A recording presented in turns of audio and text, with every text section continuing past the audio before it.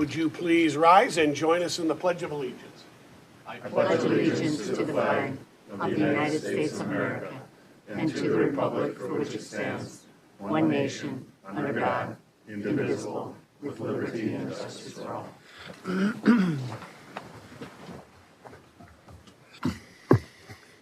Thank you. Thank you for that. All right, public comments time. If anybody in the audience who doesn't have an item on the agenda would like to say something to all of America on that microphone, I see nobody jumping at that opportunity. So let's move on to the agenda review and adoption. Move approval, Mr. Chair. Second. I have a motion by Lynch and a second by Anderson to approve the agenda. Hearing no other discussion, all those in favor say aye. Aye. Those opposed? Motion passes. I have a motion by Uterman and a second by Fahey to approve the November 4th, 2025 minutes. Any discussion on that? Seeing none, all those in favor say aye. Aye. Aye. Those opposed? Motion passes. Community announcements.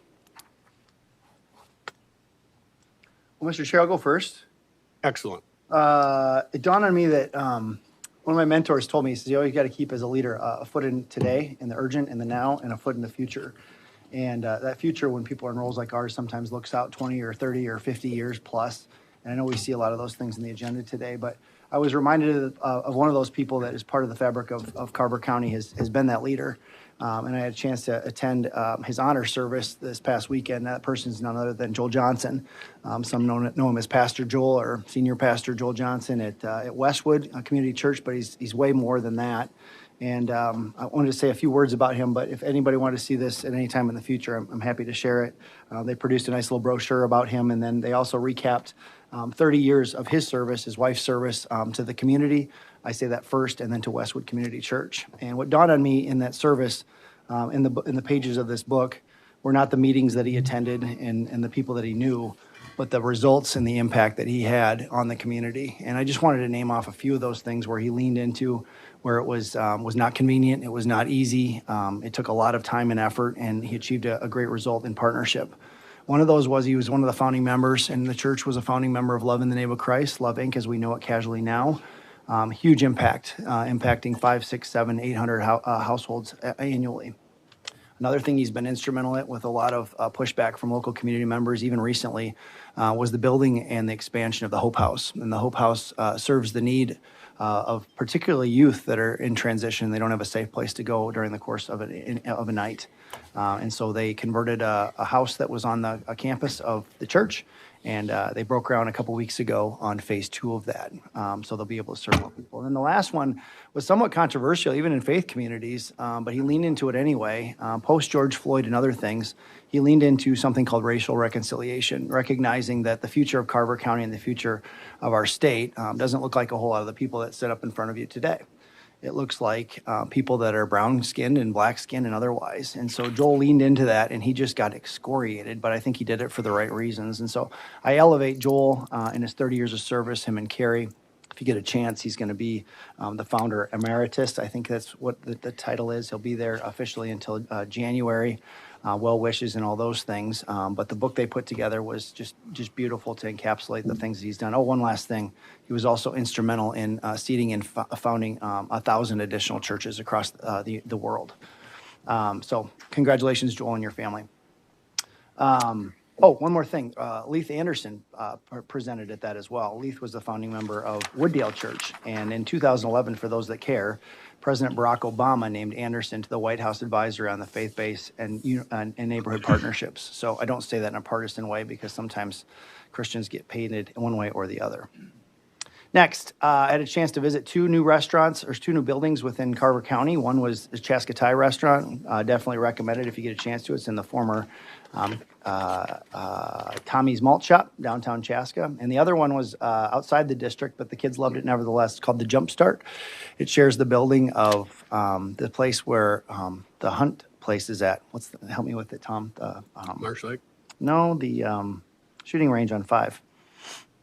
Stock and Barrel? Stock and Barrel, yes, Stock and Barrel. And so it's a family, a couple families from Utah. They decided to invest in this sizable space. It includes rock climbing walls, ropes course, trampoline parks, all you can imagine. And to get my kids to be focused and running nonstop for 2 hours takes something, and that was achieved. And so they are now open. I got a chance to talk to the owners and congratulated them on their opening. Next thing I wanted to call out, I'm not typically a fan of, or do I read regularly, the Star Tribune, but I was coming into the office yesterday and I saw this laying there. I picked it up on my way out. The two headlines on yesterday's Star Tribune, the one wrote, "Property taxes take bigger bites," and I also know NPR covered the same topic. It's predicted that close to $1 billion of incremental levy will be levied upon householders across the state next year. We're part of that, and there's a good amount of quotes in there that give some details. And then just below there, there was another article that said some data center projects are bowing out of Minnesota. And I particularly key into the last sentence on the first paragraph. It says they're doing so saying the state would take too long to permit backup generation. And I share that. I know there's a couple business owners that are in the audience today. I recognize how hard it is to operate a business in Minnesota, and I think there's some things that we, as part of talking about the comp plan, can do to make it easier and alleviate some of the pain of taxpayers, of both households and otherwise. Let's see, Northern Lights, we all had a chance to see those in Carver County. Some said it's the most vibrant they've ever been. Others have said it'll take 15 years for us to see anything like it again. But what I saw is it brought the community together. We ran out in our socks because I know those things can come and go very quickly. And there was probably dozens of community members and neighbors that were out looking at the same thing. And I looked at social media, and nobody was complaining. Nobody was pointing at somebody's picture being horrible or throwing darts one way or another. They were just saying, wow, how majestic they were. And I thought, what a community building moment to see the Northern Lights in a moment that we probably need that. About this time of year, I like to recognize the coaches that are putting in time to invest in the future. My kids play youth sports, and very grateful for the coaches that are putting in the time. I was talking to one of the dads, and he recounted all the time that he puts in. I know a lot of people on this board have done the same thing over the years, how much time on preparation on the court, after the court, fielding phone calls and other things. And so a heartfelt thank you to the parents and supporters that are doing that right now. Couple more things. Roads, 82nd Street is now open. I had a chance to go through that. Commissioner Workman had circulated a couple videos of other roads he had visited over the weekend. A massive amount of projects. I see Darren just walked in. A massive amount of projects that have gone on through our county. Historic in the last 2 or 3 years. They will continue, 212, 541, and then the other ones. And the hundreds and hundreds and hundreds of phone calls and emails and conversations that are had to educate and share and make them even better. So thank you, Darren, your team, Lyndon as well.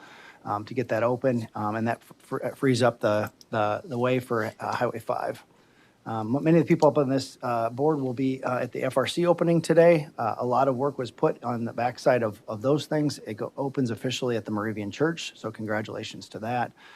And then lastly, Commissioner Anderson and myself have had a chance to be part of a leadership program offered by AMC, Association of Minnesota Counties. Way heavier lift than I thought it was going to be, the preparation and the time that is put into that. We meet collectively as a full group once a week, and then we meet as breakouts another time. And then we have, I don't know, is it about an hour and a half worth of prep work in between? And so there's a lot of good nuggets to be had there, but a couple of those nuggets were in the form of quotes that I'm going to share now, and then I'll be done. This one came from Max Dupree. He's the CEO of Herman Miller and a celebrated author. It says, in the end, it's important to remember that we cannot become what we need it to be by remaining what we are. And then this guy named Abraham Lincoln said this: the probability that we may fail in this struggle ought not to deter us from the support of a cause we believe to be just. And so, thank you. Those are my comments. Thank you. Commissioner Anderson? All right. So a couple things. I had the opportunity a couple weeks back. I was invited by Chaska Mayor Taylor Hubbard and to join her and Representative Lucy Ream talking with the community members of Brandondale. That's a mobile home park, and they have a new owner there who hasn't treated his residents very well there. And so I appreciate, it's a slippery slope there. I know my role and the county is not housing, but I was grateful to be able to interact with these residents, as that is part of District 1, and listen to them and just kind of hear what's happening in their world. And it was especially nice to spend some time with Mayor Hubbard and Representative Ream in and learning more about their perspectives in this area. Also, I had an opportunity to attend the open house at Baylor Park. Commissioner Fahey and I crossed paths on that. So it was really nice to hear what the residents thought about some of those proposals and what they wanted and what was really important to them. And so I again, like the opportunity to be able to interact with our residents. And finally, Commissioner Workman, Commissioner Uderman, and I were able to attend the Chaska Middle School West Veterans Day event a week ago today. And as a military mom and a mom of a veteran, it's always meaningful to me that our veterans are honored. But what comes to mind so much about Veterans Day is those loved ones who are back home, who are keeping the fires lit, the moms who have to explain to their child multiple times a day why their dad isn't going to be there for their birthday, and the women who had children who had birth babies without their loved ones. Those people really deserve our respect and honor as well. So with that, I'm going to be done. So thank you. Thank you, Michael, military Jamie. mom. We appreciate it. Commissioner Fahey. Thank you, Mr. Chair. Just wanted to wish everyone a safe and happy Thanksgiving. Please spend the time with your families. Also, a little update on Highway 212, continuing lane shifts. They're trying to get the last of the paving done, but please slow down in that construction area. Also, as a member of the Carver County Snow Runners, the Snowmobile Club, I was out yesterday with a group of guys putting trails in. So we do want it to snow. So pray for snow, please. Also, I had the opportunity to attend the NYA City Council, their meeting last week, and the council approved a preliminary design of a BAF wastewater treatment facility, so that's great news. And they also approved the plot of 77 new homes, which would be part of the Meadows 2, their second edition.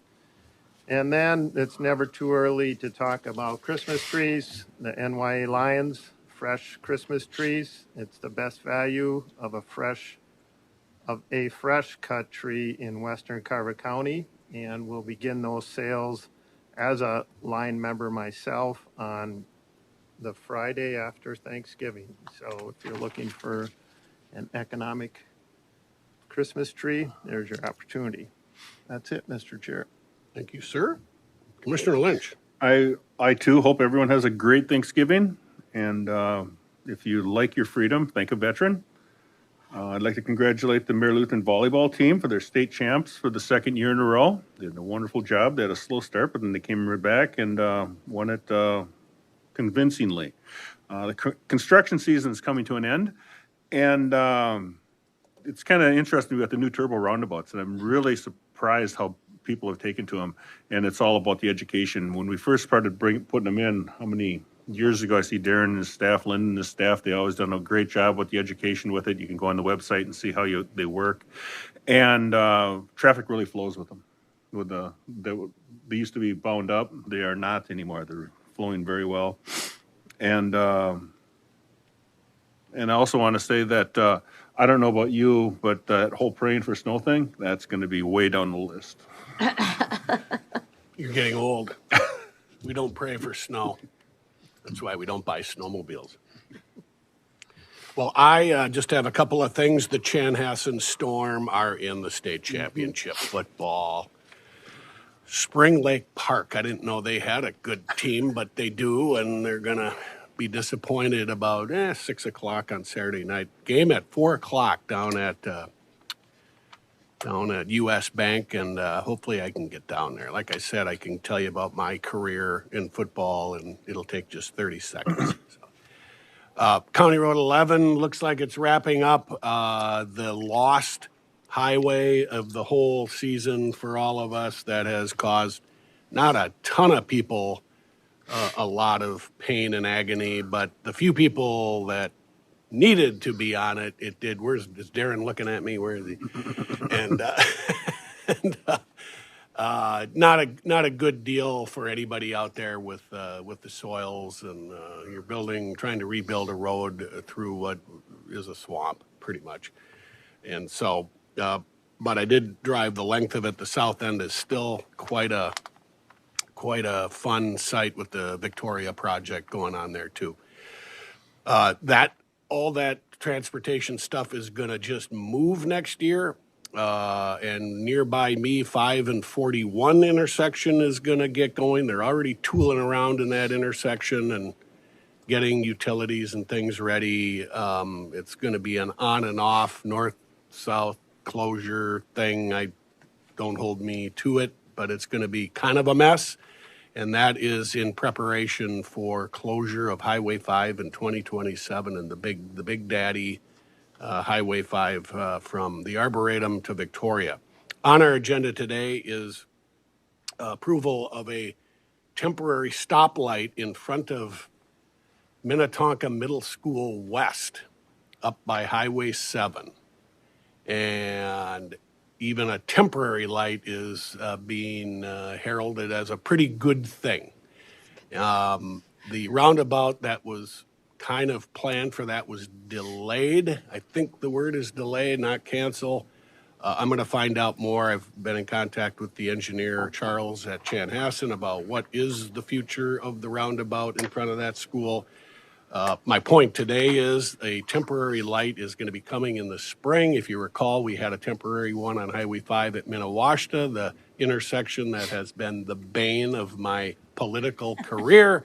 And we finally got a temporary light, and it is now going to be a permanent light. And so now people are yelling because they don't want that light, which explains politics pretty well. If you really want a good deal on a Christmas tree, my Lions Club in Chanhassen set up this weekend at, you could drive 82 miles, out to Norwood, right, just as we always are, right by Cub Foods. Christmas trees, they go fast. Since COVID, they go fast. It's a 5 to 6 day pow.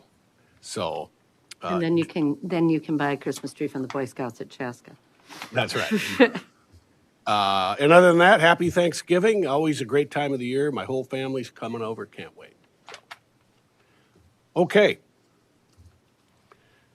The consent agenda, and we have an amendment to item 2.2.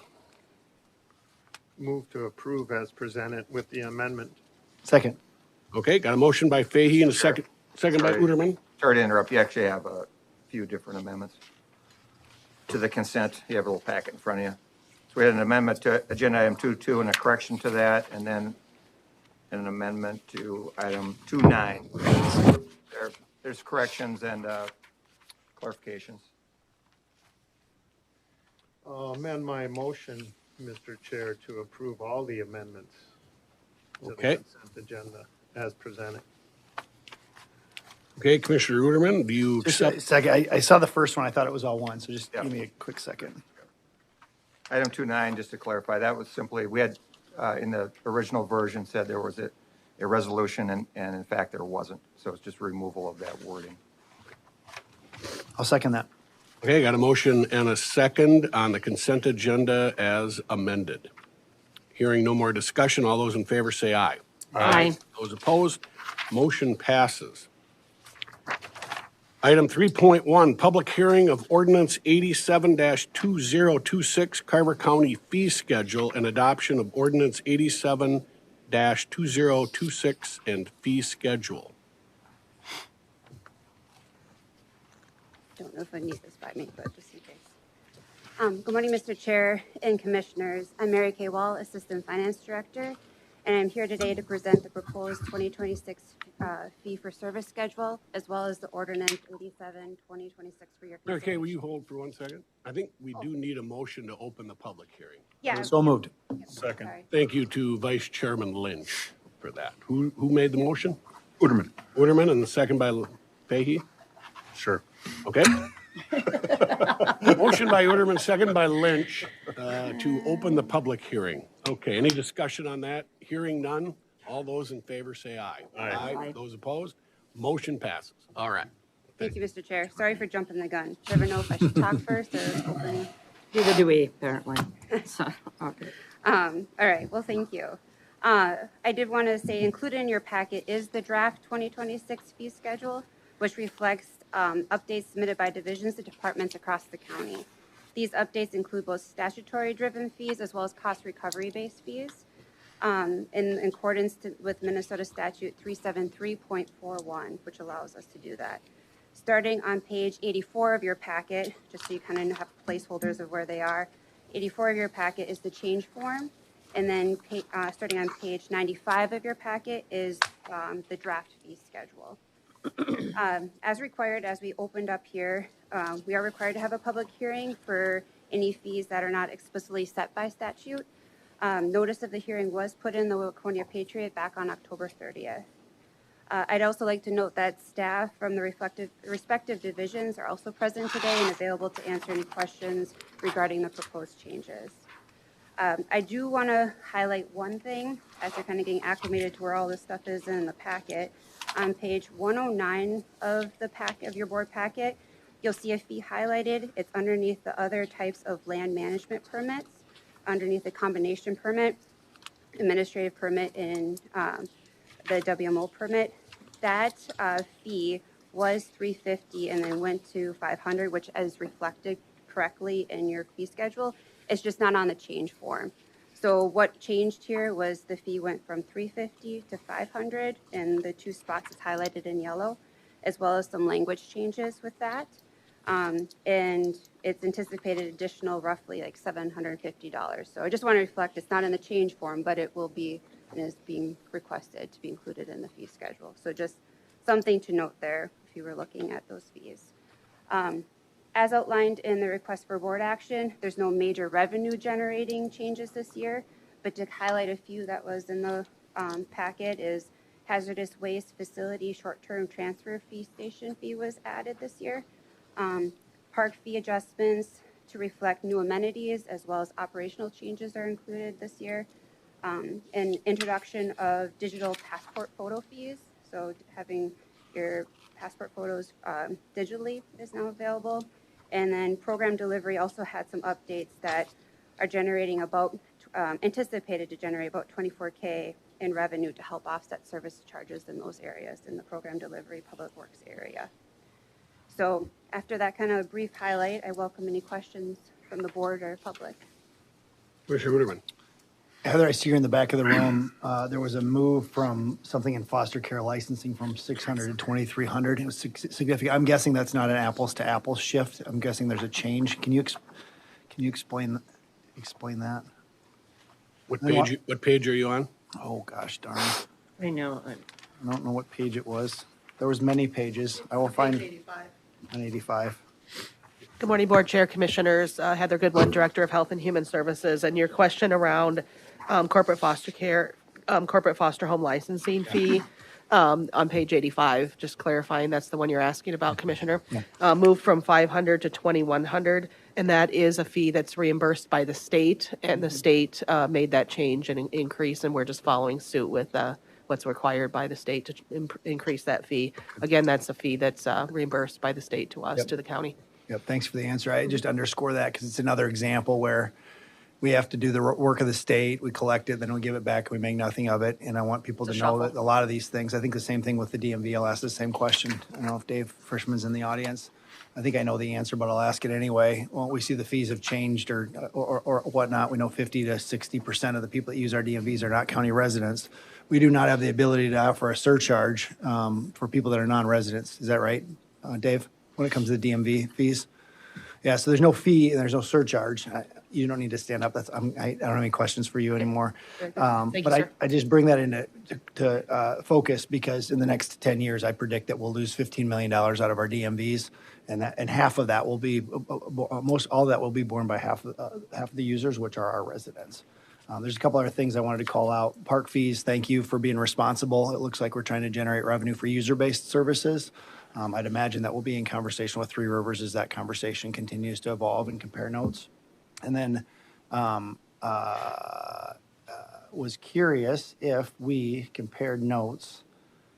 Let me see here. Park fees, foster care, digital passports.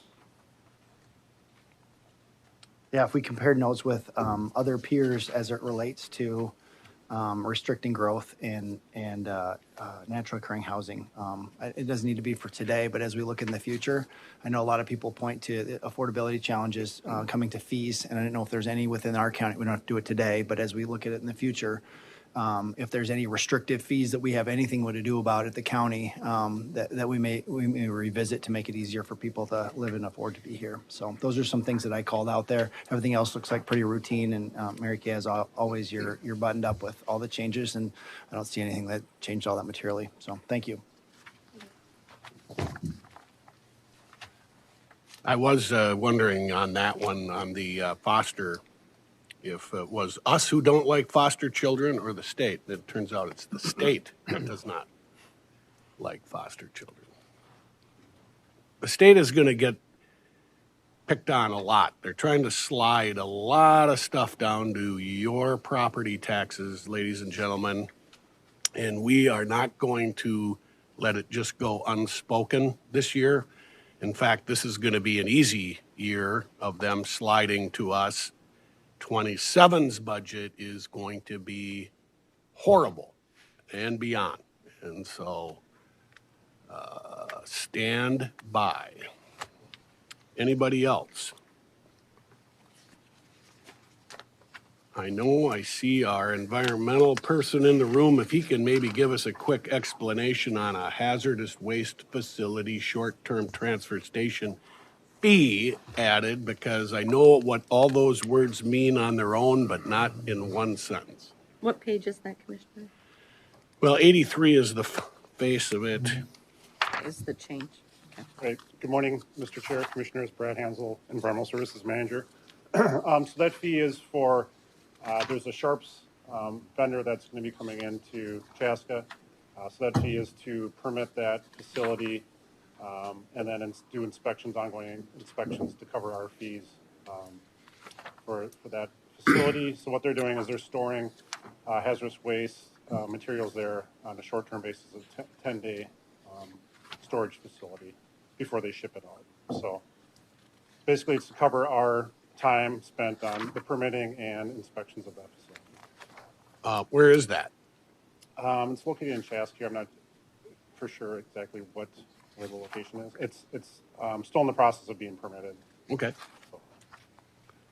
And now I can't find out what the money was. I did highlight it, but this is a long document. But 47. Page 84.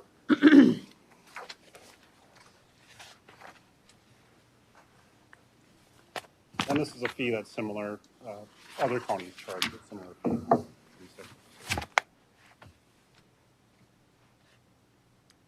$13.50. okay. All right. Thanks, Brad. All right. Does anybody else have a comment?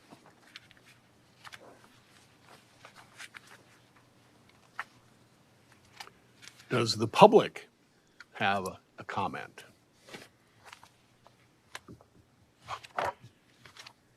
It's taken a long time over the years to get used to all the rising fees. We do justify it by those who use the system should pay for what it costs to use the system. But just like taxes and other things, they go up as the price of stuff goes up. It's not a fun, this isn't our funnest day on the county board. I'll make a motion to close the public hearing, Mr. Chair. Second. Okay, got a motion by Fahey and a second by Uterman to close the public hearing. Any discussion? Hearing none. All those in favor say aye. Aye. Those opposed? The public hearing is closed. I'll make a motion, Mr. Chair, to approve the ordinance 87-2026 and the adoption of that same ordinance and the fee schedule.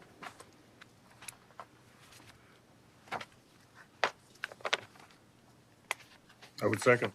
Okay. I got a motion by Fahey and a second by Lynch. I'm not going to repeat his motion. Any discussion? Hearing none. All those in favor say aye. Aye. Those opposed, motion passes. Thanks, Mr. Chair, Commissioners.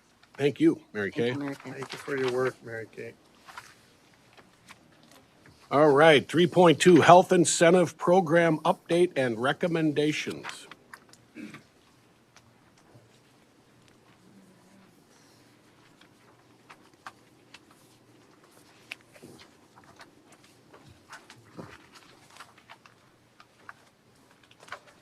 Thank you, Colin. Good morning, Mr. Chair and Commissioners. I'm Danielle Griesmer, the county's Occupational Health and Safety Manager and Employee Relations, and I'm here to talk with you today about the county's Health Incentive Program.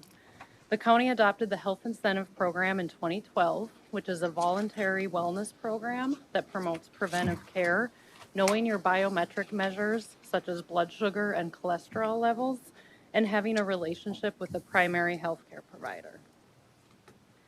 The Health Incentive Program is an important initiative that supports and aligns with the county's overall total worker health and healthy workforce goals. Healthy workforce goals and Health Incentive Program goals, as highlighted on this slide, include establishing or maintaining primary health care and dental provider relationships, completing preventive screenings, supporting personal health status, prioritizing and supporting workforce mental and emotional well-being, encouraging healthy lifestyle behaviors, reducing health insurance cost increases based on group experience, and reducing costs associated with absenteeism or reduced performance.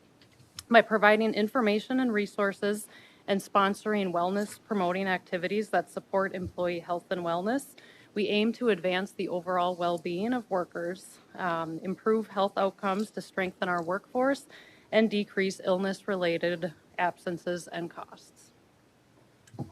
So our current components of the health incentive program include receiving a preventive medical screening and any additional medical recommended screenings, at least one dental exam and cleaning annually, completing a biometric screening either on-site or with the healthcare provider, and completing an online health risk assessment through a contracted wellness vendor. By completing these 4 preventive health components, employees can receive an annual $100 health incentive. Over the last 5 years, the number of employees who have completed all the required components of the health incentive program has been around 100 to 125 employees, which amounts to a relatively low percentage of the employee population as a whole. However, we do see higher numbers of employees participating in at least one component of the health incentive program, such as completing a biometric screening only. So we do know that more people are interested in the program than the number that actually end up turning in their reimbursement form. For example, in 2025 so far, 166 people have participated in a biometric screening, 147 of those on-site at our on-site offerings, and 19 people with their healthcare provider. In consideration of low employee participation overall, as well as employee feedback regarding the $100 incentive being too small to make participation worth it, Employee Relations has reviewed the program components and structure, and I have some recommended changes to share with you today, which could position the county to increase participation by a goal of at least 50% in 2026 compared to the last year's participation level. Before I do this, I'll share some brief historical information that may be helpful for today's discussion. When the county began administering the health incentive program in 2012, we were utilizing a comprehensive online wellness portal, which included features and tracking capabilities for very complicated wellness programs. While the wellness portal offered some nice bells and whistles, it was more complicated than what we needed and therefore more expensive than other similar wellness vendor options. So because of this, Employee Relations explored other wellness vendors and began contracting with a new wellness vendor in 2020 and then updating our vendor again in 2025, saving a significant annual dollar amount in wellness program administrative costs while still offering employees a health risk assessment and health promoting resources of a similar quality as prior to 2020.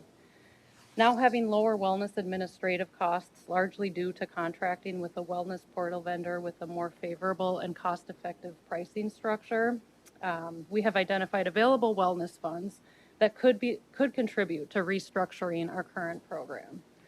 In consideration of this, we have identified a way to make a meaningful increase in the health incentive program incentive payment for 2026 participants, with the goal of incentivizing increased participation in support of county workforce health priorities by doubling the current incentive from $100 to $200 per participant, and to do this using existing budget.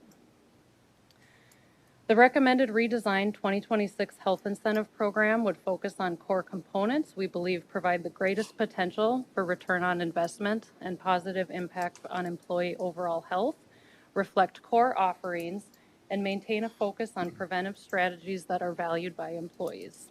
To successfully complete requirements of the 2026 redesigned health incentive program, employees would complete one whole health educational module in NeoGov Learn, the county's existing learning management system, instead of completing a health risk assessment. The health risk assessment has associated costs and is a program component that employees have reported being cumbersome and having little value. The other components of the health incentive program would remain the same and would include completing a biometric screening, either via on-site offerings or with their healthcare provider, completing a preventive medical screening and any other recommended preventive screenings, and completing at least one dental exam and cleaning in the year. To cover the projected costs of increasing the incentive to $200, Employee Relations worked with Finance to develop a plan that would allocate the full existing health incentive program budget, reallocate newly captured existing wellness budget savings based on adjustments in programming and elimination of program technology costs, including eliminating the health risk assessment component, and redesigning the program to no longer require separate technology for tracking and program administration. And then cover the remaining cost with 2026 budget savings from dental plan savings and Minnesota paid leave savings due to selecting a more cost-effective private plan. These cost savings were not included in the September 2nd County Administrator annual budget recommendation.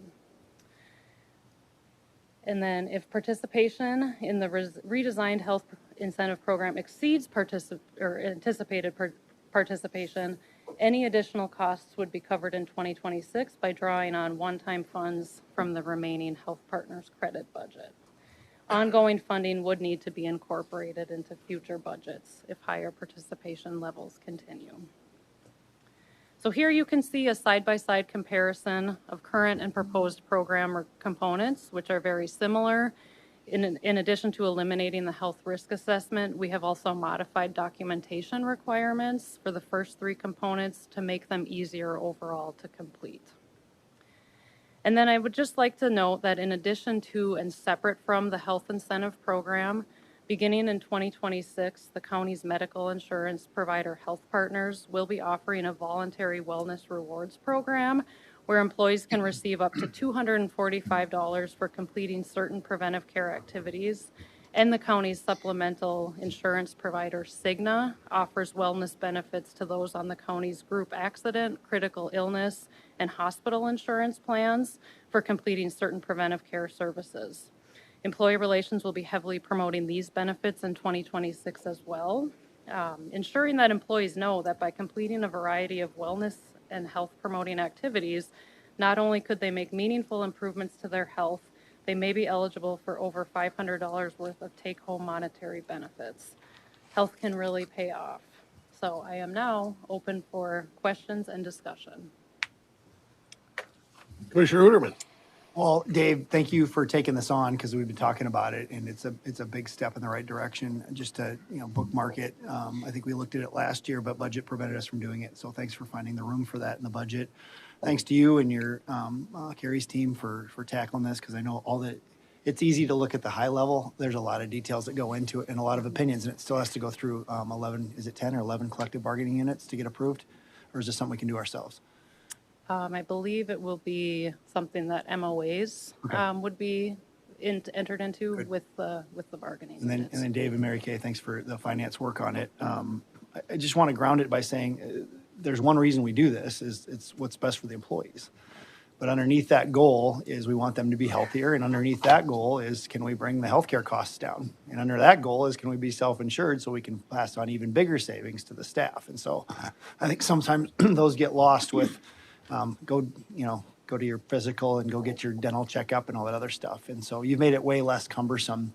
Is there a way for somebody to check the 3 boxes or 4 boxes digitally from their phone, or is this still a paperwork thing?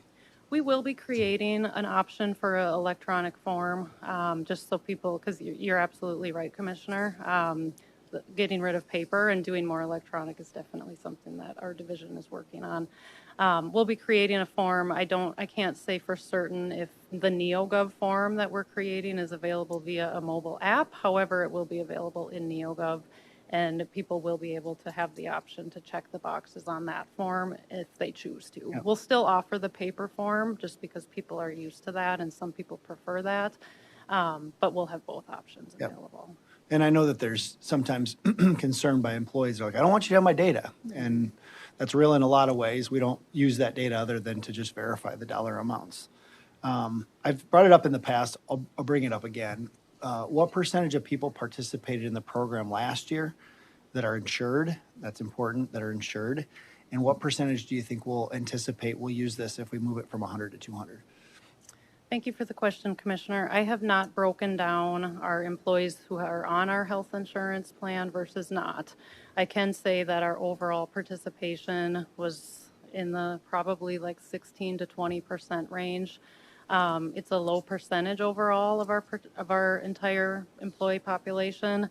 Our hope would be that by increasing the incentive and again, making the program less cumbersome, changing the documentation requirements, we are striving for the goal of making that participation, increasing that from about 50% of last year's participation.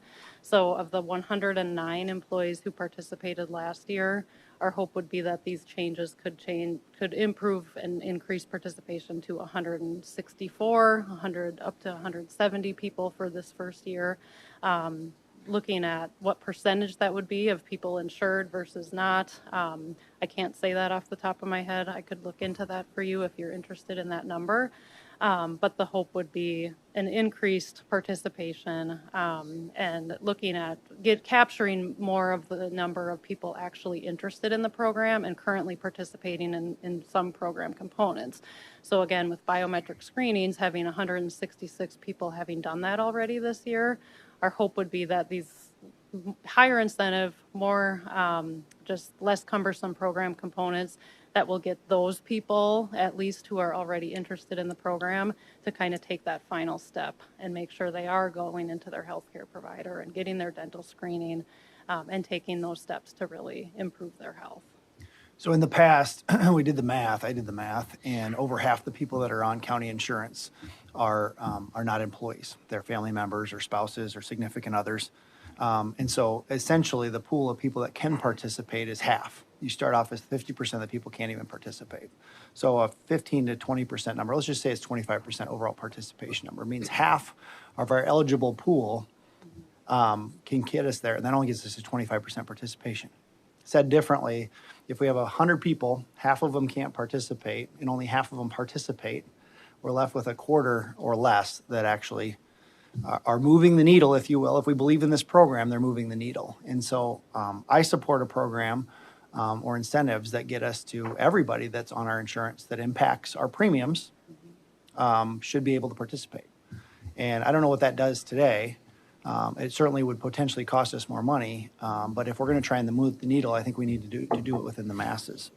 I also think that we should have a goal and a pot of money that if we do something collectively, and I've talked to peers in other counties and other municipalities and insurance folks that say this is what moves the needle. I've spoken to them and they've said, if we make it easier, which you did, if we make it available to all folks, which we did, if we have a team goal, all these are individual. If Matt does it, I get the money, but we don't have a collective goal. So I'd suggest, and I'm just going to pick an arbitrary dollar amount, if there was $10,000 put aside, that if we collectively reached 80%, that we distributed by paycheck an incentive for us to do this collectively as a team. That helps me say, hey, Mark, why don't you go do your stuff? And Mark can push back on me and say, go do your stuff. And I can push back on my peers. So collectively, we are now invested in ultimately bringing down the insurance rates for our enterprise. And so I'm not a big fan of just moving from 100 to 200, knowing that half the pool can't even qualify. And so I'd offer that as a suggestion. And I also want to say this, that in our jobs up here as commissioners, it's kind of like a tube of toothpaste. There's a finite amount of money we can put forth, whether we put it into wage or we put it into benefits or we put it into anything else. This is one of those benefits. And so my hope is that if we have a healthier group, if we have lower contribution to health care, that we can increase that in pay. And I know on a consent, we approved the 7% last year for employees, the 7% this year. Fun little side note, when I proposed a 6%, 6%, 6%, it was laughed at. We ended up with a 7 and 7. And I fully support significantly mirroring that in the next 3 years ahead of us. But what we save in healthcare costs is a direct shift that we can push over to an employee from a wage standpoint. So this isn't just $100 or $200 to me. This is significant of last year we had a 0% increase. This year we have a 12% increase, an average of about 6% on healthcare. This can actually bring those dollars down, and you read the media and all those things associated with it. So for me, I would like there to be a incentive for a team goal, and I'd like it to be 80% or more. And for me, I'd like everybody to be able to participate in it. And for me, I'd like to find a way that we can articulate it. This isn't just $100 more. This is the potential of 10, 15, 20% savings on your healthcare costs, which is the bigger number and the bigger impact for employees. So I welcome anything that my peers want to share or affirm with what I just said. Thanks. Okay, anybody else? I do have some Commissioner questions. Anderson? You talked a lot about the budget. What is the budget? What is the cost of this program? So the health incentive, the payout that we've paid, it's $100 a year that. No, but what's the total cost? Total What is cost. this costing taxpayers? I would have to look at exactly like what we're including here, but our health incentive program budget is currently $18,000. That's what I wanted to know. That's the payout amount. In addition, we do have the wellness contracts that we bring in wellness vendors to do the Yeah. biometric screenings. Up until what we're proposing for next year, we had the program technology costs. That was about a $15,000 contract. So if you include the cost of the wellness contract plus the health incentive program payout, the budget is, do that math, $18,000 plus about a $15,000 wellness contract.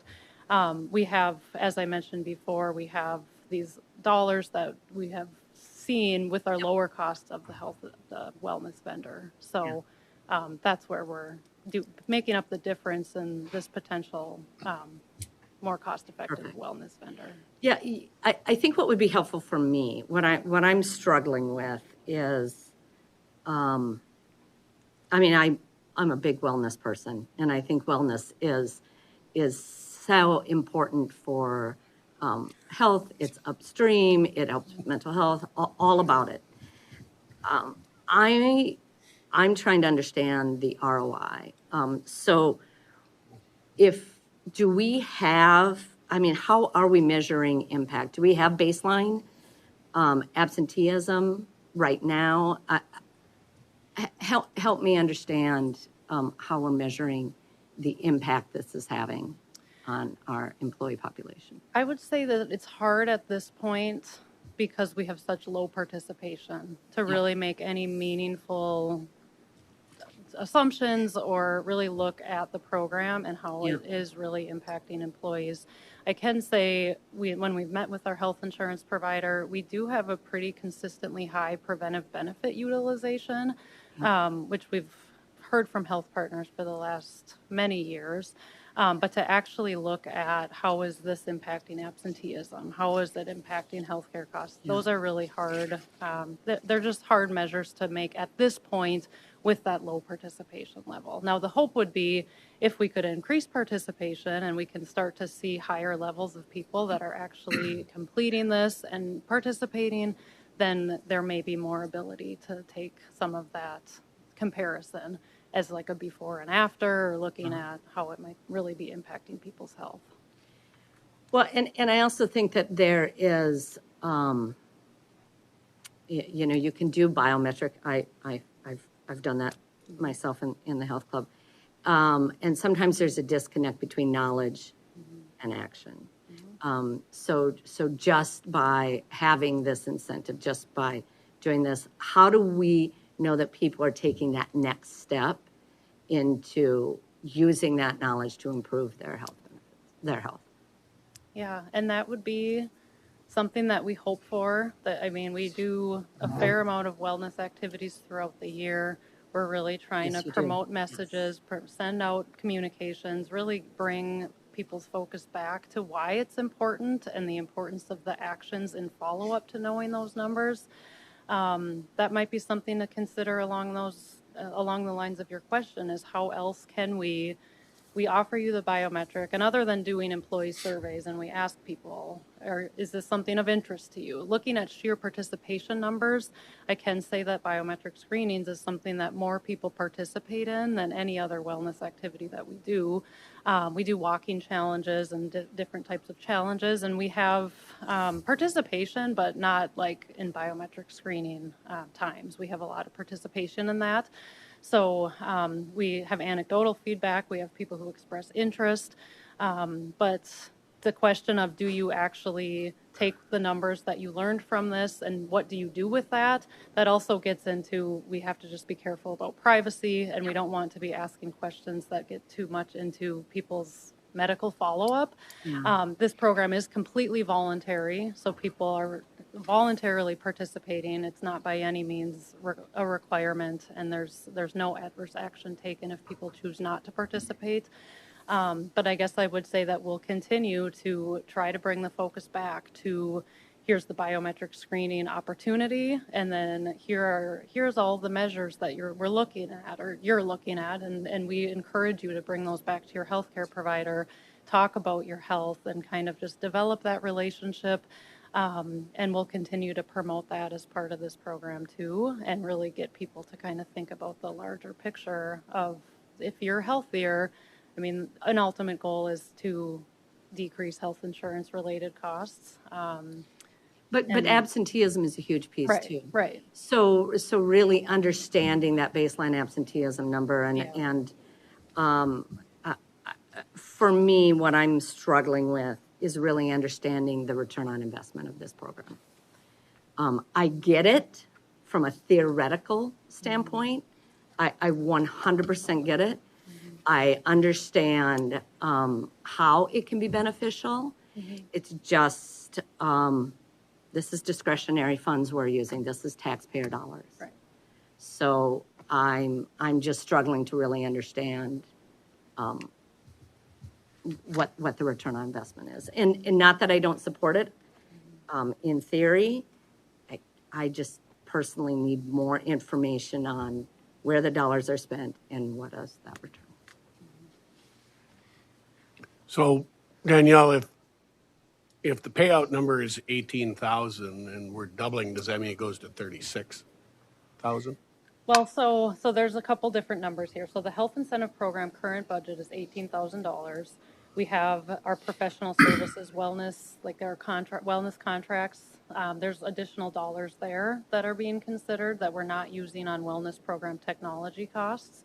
So there's potentially about $9,000 there that we would maybe tap into, depending on participation levels. Again, this is depending on how many people participate. If we have increased participation, we would have the full health incentive program budget, which we've been spending less than. Even though it's 18, we've been spending around 12,000, just because we don't have those higher participation levels. We have the additional funds in some of our other wellness accounts that we've by using a more cost-effective vendor, we have additional wellness dollars there. And then we also have that savings with our dental and Minnesota paid leave plans that are in potentially being tapped into.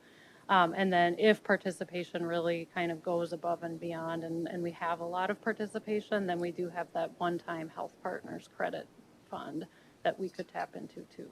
So there's a couple different accounts and line items of funds that we would be using to potentially cover the difference. Commissioner Workman, I Mr. Anderson. thank you. For me, I need to better understand the dollars and the budgeting around this. Mr. Chair, Commissioner Uterman. this is one of those that the more you do, the more it costs you, right? And so we have so many examples like that. If we do it really well, then people come and it's a loss. Environmental services is a good example. Is it the right thing to do? Yeah. But the more people that recycle and do it, the more it costs us, right? So if you look at the math, just easy math that I have, 750 employees, if we get to 20% utilization, which is the high end of your range, at $200 a piece, that's 30 grand. If we get to 100% utilization, it's 150 grand. Well, let's not do it because it's going to cost us $120,000 more. That's not the mentality, right? Like we want it to cost us 150. We want everybody to participate. I'm a big ROI person, and when I came in, as a new commissioner, I asked the same thing. You were here, you received the question, a lot of education for Matt Uterman in the process, and it's a really hard one to get an ROI to. But there's some places that you can point to. Higher participation equals higher results. You can point to some ROI type-based things that I think Gallup did something that said just by the nature of doing something and promoting it and doing it regularly and having an incentive that people take serious, and $50 isn't it. Maybe 200 is. Maybe it's 500. Maybe it's 1,000. I don't know what the dollar amount is. You're a professional. You've done the research. You've talked to your peers. This is what you landed on. But just by giving it to employees, they've said over and over and over, not just our organization, but our organizations, we see you, we hear you, thank you for doing that. Having that program. And so moving it from 100 to 200, there's our ROI right there. The look and feel and all that other stuff. And so simple math, 30 grand. I mean, we just passed millions of dollars of things on consent without even talking about them. This is super important, but we're talking about 30 grand, right? We should really be talking about why don't we have $150,000 to plan for 100% utilization? That's what the conversation should be. And so again, I come back to, not just go back and do more work, but here's some solutions that I bring and have brought for the last few years. Let's build a pile of money so that if we get 80% across our organization, I'd propose that to our board. Let's get behind this. If 80% or more get behind this program, we've got a bogey out there, and what's 10 grand over 750 employees? How is it 100? Is that, do the math. Can't do It's that not math. much, right? Yeah, right. It's not much, but it's, and maybe that builds, right? I'd propose that we open it up for employees and their the dependents that are covered so that we can get the max amount of impact. I share Commissioner Anderson's question of how do we get to an ROI, and I think we'd find some of that from our peers. But I do think that the logic of doing nothing isn't an answer. Doing something is an answer. Doing something better, what you're proposing, is the answer. Making it simpler for employees is the answer. And maybe when we talk to negotiations, maybe the best answer in the ROI is to talk about the collective bargaining, which we're 6 months away from having those conversations, and say, what works for you? Because at the end of the day, it doesn't matter what we think. It matters what our 750 employees think. And so, again, I would propose that to the board, that we have a kicker if we get to 80% plus. I would propose that we fully fund it at $150,000 for 100% participation, and then have extra if we need to carry over the future years. Because there's no reason to do a program if we're not going to budget for it, right? And so those are my thoughts. Those are addressing the ROI concerns. Those are budgetary things. And in the broad spectrum of things, again, we just approved through consent with no discussion, millions and millions and millions of dollars of stuff. We're talking about a fraction of a percent for the well-being of our organization. And I think this is the right time to do so. It will get better. It has. In 2 years, you've gone from 100 to 200. You've gone from deeply paper-based to not. You've better at communications. We're digitizing. You're bringing your insurance friends along to pay for some of it. Those are huge wins. And so let's not slow it down. Let's accelerate it, and let's encourage more people to participate. Commissioner, I'm not sure we needed a sales pitch on it. I think we're sold on this.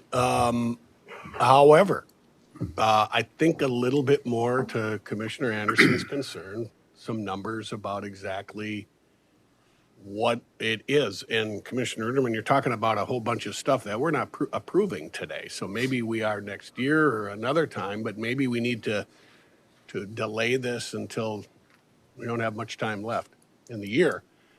But to take a harder look at what I think the 200 is, if we want to go in this direction, further incentives are going to be needed, and I think that's where we're heading. But I don't know that we see it on black and white. And so maybe Mr. Hemsey can jump in and And Commissioner Workman, I think for me, it's not that I don't support it, it's just that I do not have enough data to make a decision today. That's all I'm saying, because I don't see the overall budget impact. And essentially that is our job, is to understand the budget impact that it has on this organization, because these are discretionary dollars. And I know that there's employees we cannot incent enough to do this. I was watching a little football over the weekend, as I do, and I forget the team, I forget the name of the player. Maybe you saw this. The NFL has mandatory drug testing, and this superstar player had to take the test. He took the test, found out he had testicular cancer because of a random test. Saved his life. Now, that kind of story has no impact on a lot of people. I like to go to the doctor and find out what's going on. But I'm wondering if we should set this aside, Mr. Hemsey, to figure out where it fits in the budget. Yeah, Mr. Chair, certainly, I think we could go out to December 2nd. I would hate to see the whole thing collapse and we'd have nothing next year. We certainly don't want to do that. But my general direction to Carrie and her team was to make it work within your existing budget and try and increase the incentives to get increased participation. Generally, that was the high level direction. At one point, Carrie had submitted, and we worked together on a much bigger number, a few $100,000, if I recall. And it just, to me, wasn't budget feasible. But I do think, we're talking a lot about ROI. I think it's really difficult to measure. But what we hear from our professionals, Gallagher and others, is that you have to have a big enough amount to incentivize folks into the program. And it just seemed like that 100 just wasn't getting the participation we wanted. And on top of that, one of my own pet peeves, and Carrie knows this, is too dang complicated. By the time I figured out the software, and then, wait a minute, you have to go back and do your biometrics, and then I have to go back into the software 3 months later. It's just way too complicated for $100. But those were the general conversations. So I think it's definitely on track.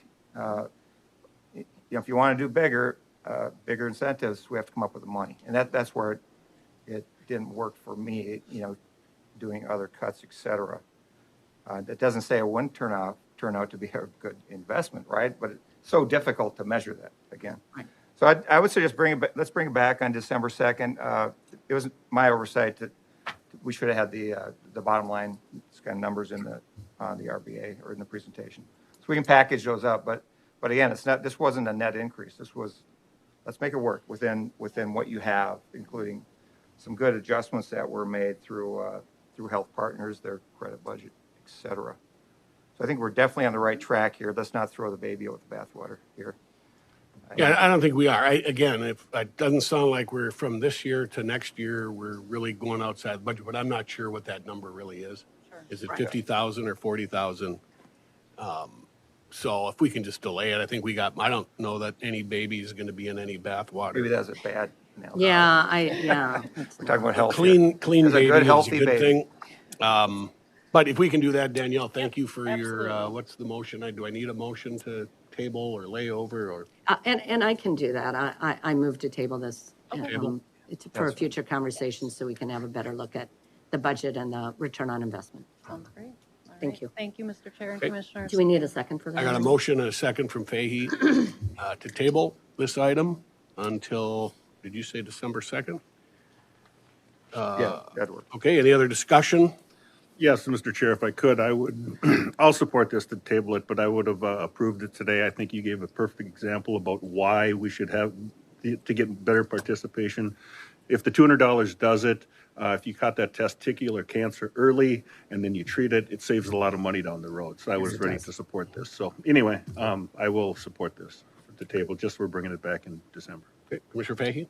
And Mr. Chair, thanks for the opportunity for the discussion. I would have supported it also at the $200 incentive to double that incentive to see if we can increase the participation, if we can get it from 110 up to 250 to 300. I think that might be the carrot. But just some overall questions is, do health incentive programs make people healthier? That's a good question. In our heart, we want to say that it does, but in the corporate world, I've been involved in a lot of these types of programs, and unfortunately, you don't see the end result. It's a personal choice of that individual if they want to become healthier, and we can't force it upon them to participate in the group walk. Everyone has to go walk 2 miles during lunch. We can't do those types of programs, although they make you feel good. And how many employees have to participate to make the whole Carver County employee pool healthier? That's something that we're probably never going to be able to measure. Right. And then I personally did try it yesterday to try to get the $100 incentive by December 1st, and it did not work out. And the time and effort that I spent, because not only do you have to go to your personal provider to get the records, and that is very cumbersome. I had to go through one of the local clinics to sign up for the app, to get in the pool, to go there personally and fill out a piece of paper and sign it in front of someone to get access to the portal and blah, blah, blah. So I gave up. And if I may, Commissioner, thank you for sharing that feedback. Our requirement for the healthcare provider visit is very simple. You check the box and you put the date.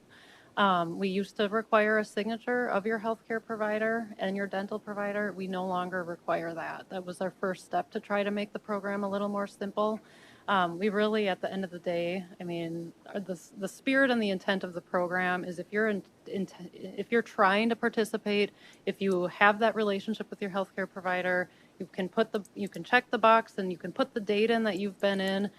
We don't require additional documentation. So for what that's worth, if you would like to take a look at it again, we would be happy to support you in participating. Yeah, maybe I'll have to have a one-on-one call with. I almost called Kristen. So. She's happy to help. She has helped others with their password to the portal. It is very cumbersome. And we've recognized that, and that really is kind of the reason for why we are looking to do away with the health assessment, even though that could be valuable for some. Just the cumbersome nature of it is just too much to face when people are in the midst of the holiday season. It's the deadline on December 1st. And it is a lot to deal with a different password and a different login. And so hopefully with the changes we're making, we'll really streamline that and make it easier. So Okay. that'll be a part of the promotion too, just getting the word out of exactly what the requirements are and are not. So. Okay, Commissioner Erderman? Well, we might have jumped the gun because it sounds like there's the support of 3 to push this ahead today. And so I'm not going to support the motion that's on the table currently to delay this. I think that it doesn't provide any value and it delays you another 3 weeks from doing the work you need to do. And so I'm not going to support the motion that's on the table. And it does appear as though we have support for a different motion to pass it today. So if the motion goes, I will not be supporting it. And if it doesn't go, I will be happy to support moving it ahead today. Okay, any further discussion? We do have a motion on the table to table this item until another couple of weeks. Seeing no further discussion, all those in favor say aye. Aye. Those opposed? Aye. Okay, 4-1. Dave, if you wouldn't mind going back to see if there was a second on that one, I appreciate it. Thank you. Speaking. I think Commissioner Fahey. I did. Okay. Thank you. It was Thank you, more of Daniel. a Appreciate Thank you. a Have a verbal good or day. a visual second. It was, right? Mr. Chair, I make the motion to recess as the county board and convene as the county ditch authority. Second. All right, Commissioner Lynch has moved and Commissioner Fahey has seconded to recess as the county board and convene as the county ditch authority. Hearing no other discussion, those in favor say aye. Aye. Those opposed, motion passes. We are the ditch authority. Morning, Mr. Chair and Ditch Authority members. Dave Frischman, Property and Finance Director, and also County Ditch Administrator. Just a reminder that all activities and projects and costs associated with the drainage systems are all paid for by the benefiting property owners within each of the ditch systems. So each year at this time, I come forward and make a recommendation on, excuse me, assessments for the next year for each of the drainage systems. And you can see this year, we had recommended a number of assessments that are related to our joint ditches where our neighboring counties did projects in 2024. And they sent us a bill for our portion in 2025, which we paid. And now we're asking the benefiting property owners to pay the county back with these ditch assessments. So you can see I'm recommending these would be 1 year drainage authority assessments at 0%. And you can see the list there. I would point out that the JD Joint Ditch 3A, the 17,000 is a 2-year assessment. It was a $35,000 project in the past, and then we collected that assessment over 2 years. So we did the 2025 assessment last year, and this would be the second year of a 2-year assessment for 2026. So with that, ask for any questions or seek a motion to approve the recommended drainage authority assessments for 2026. Dave, I see on your list JD 33, and I don't have that ditch on our commissioner committee appointments master list. Well, Who are the mystery members?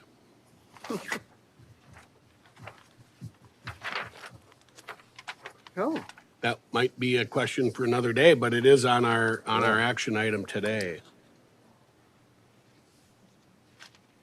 Does anybody want to see the list?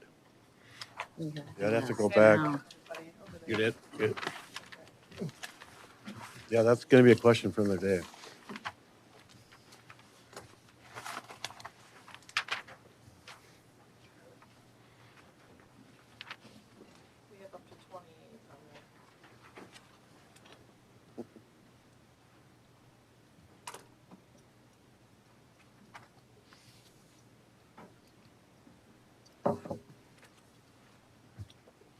So I just want to clarify, the action today is actually for the 5 board members. You guys are assessing the assessment for the county property tax, the taxpayers within Carver County. So this ditch authority as a whole can assess the requested amounts for the portion of the property owners that are within each of the joint ditches.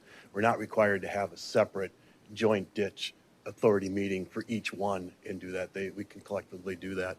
We can't do that for when we do a redetermination of benefits in the public hearings. That's where we actually met as joint ditches, and we had the participating members from the other counties, and we had separate meetings. But at this meeting, we're able to just have the board approve all the assessments. This is Dave, is a vote like our WMO vote. Yep, more like that, yeah. You're covering all the joint ditches, county ditches. We didn't happen to have any county ditch recommendations, but you guys would cover those here as well.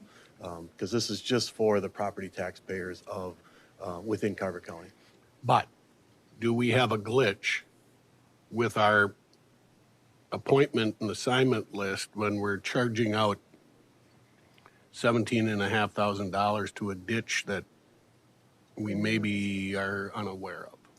Well, I would say you guys are aware of it. I would say that this board can assess the joint ditch 33 because it's collectively, it's the county's taxpayers. See, this is your portion of joint ditch 33, which this body has the ability to approve that assessment. It's not any one or any of these guys individually you're collectively as a whole, the ditch authority is acting on behalf of all of the ditches, both county ditches and joint ditches, in making these assessments.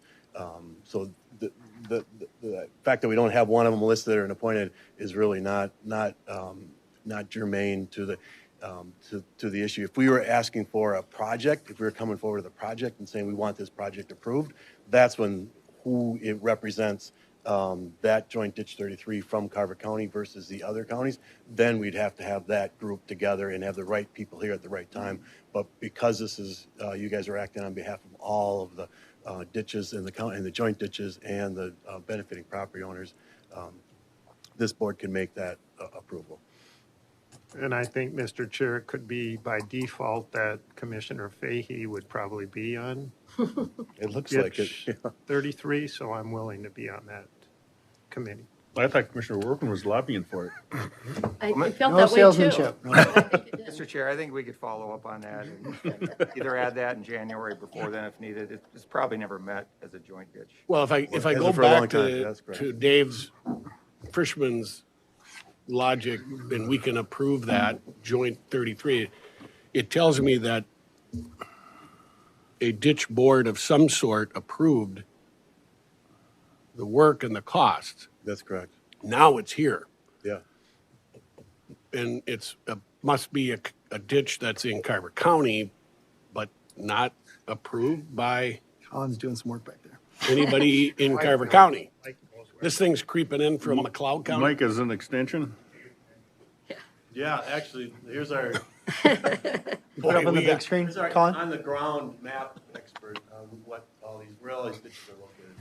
Yeah, so, Mr. Chair, members of the ditch board, Joint Ditch 33, physical ditch is down in Sibley County. We have a portion of the watershed in Hancock Township that drains down into Sibley County. We don't have any of the physical ditch located in Carver County.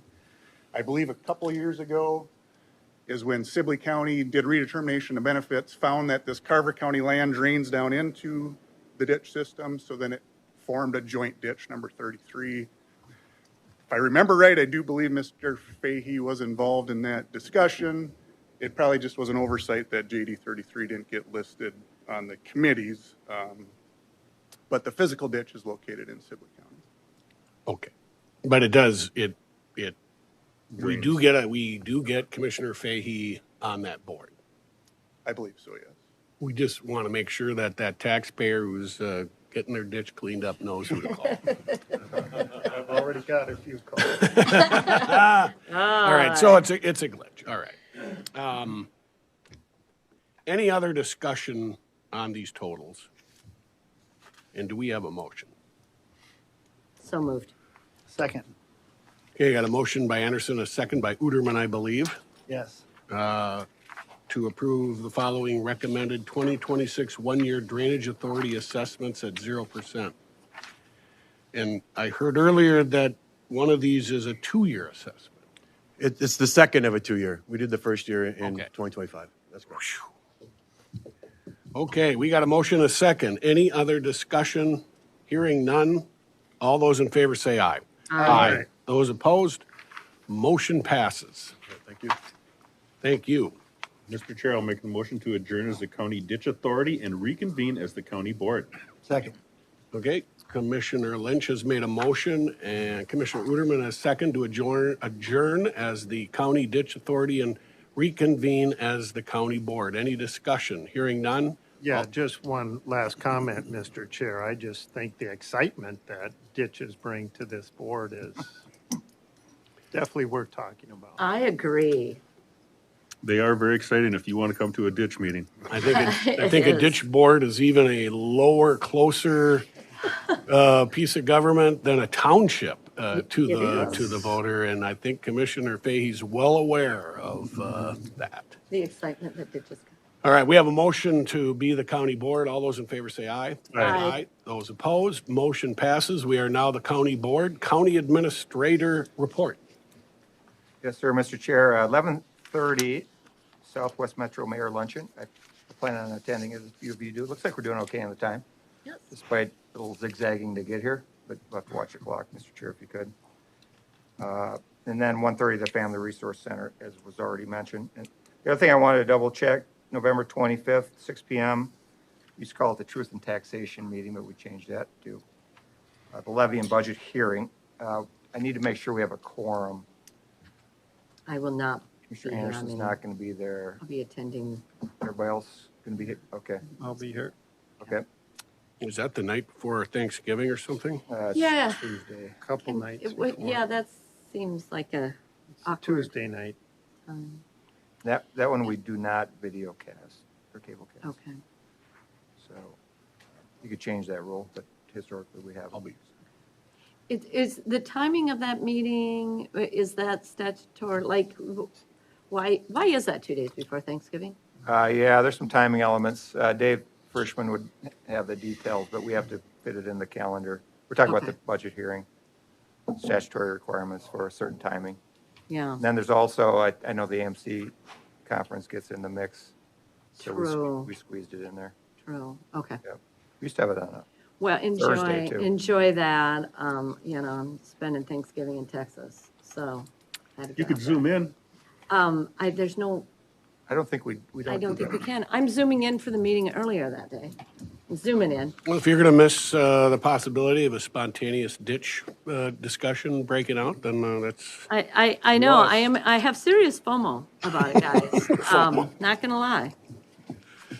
and previously we were talking about MAHA, right? Make America. I think we're getting sidetracked, Mr. Chair. I'd like to make the move. I think, did the county administrator finish? We're good. Okay. To adjourn our regular session. and go into work session. Second.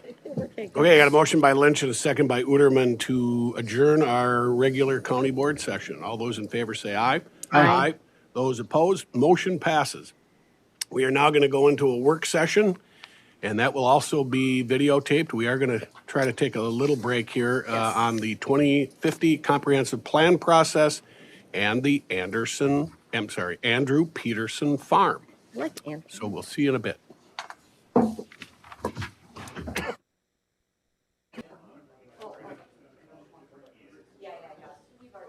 Sounded like the sheriff's father-in-law had a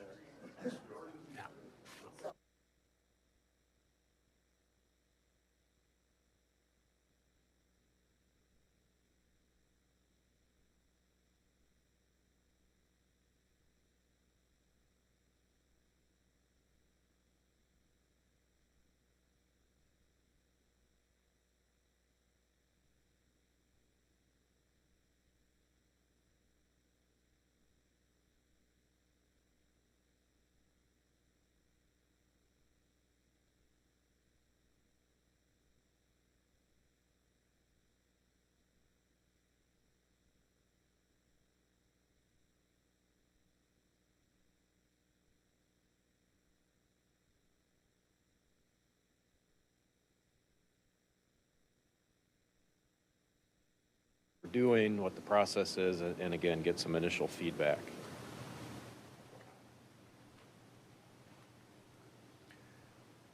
So today I'll provide some of the background on why we're doing this, the planning process, and really looking for initial input on the ongoing themes of these comprehensive plans that are part of the county history, the new requirements from the Metropolitan Council, what we're thinking about for stakeholder groups, and some initial look at our community outreach and engagement methods.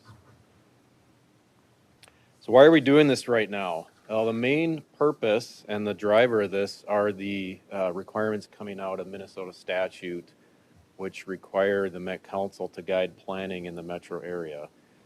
And that started, the Met Council started 23-24 with this process, and they put together this Imagine 2050 document, which replaced the Thrive 2040 document, and these are the planning guides for the metropolitan 7-county area.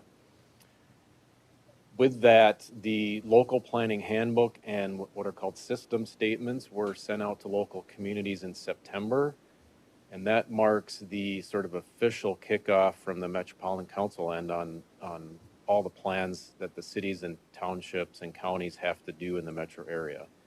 Everyone's required to do this. It's approximately a 3-year process with the deadline. We have to submit and get a fully approved plan by the Metropolitan Council by the end of 2028.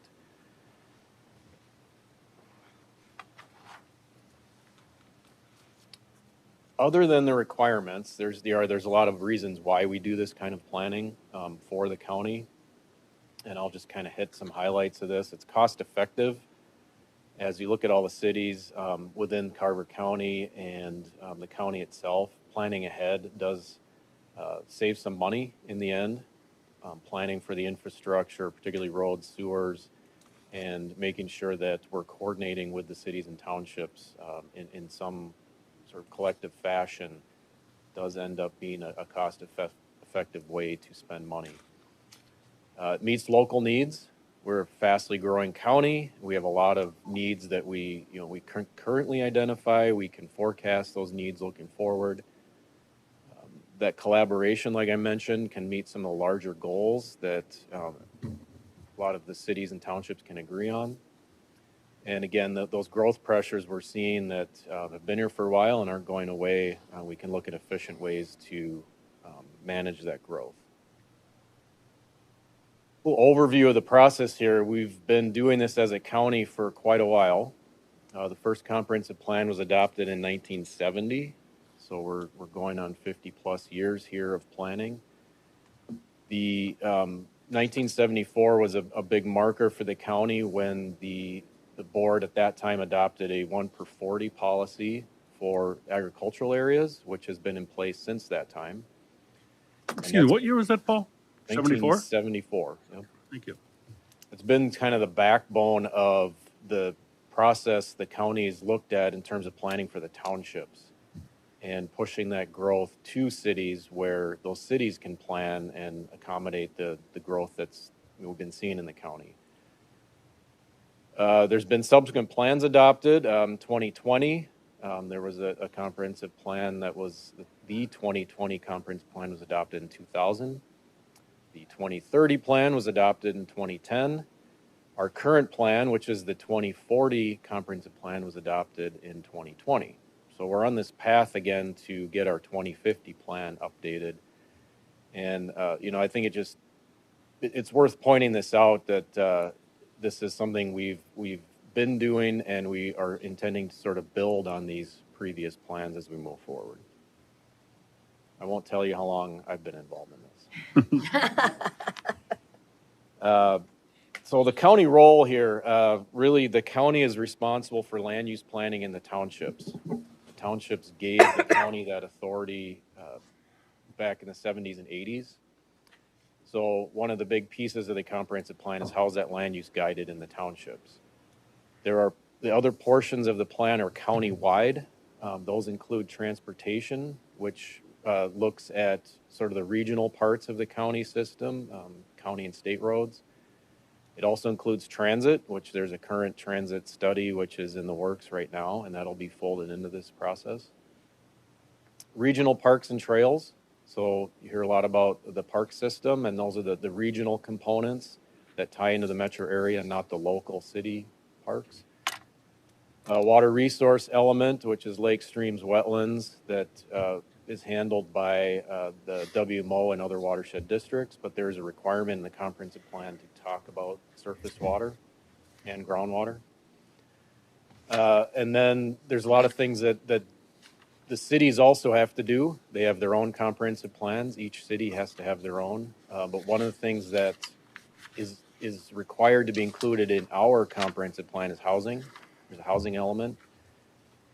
We do refer a lot of those requirements and the process for getting those requirements done to city growth and what the cities are planning. But that is a requirement in our plan as well.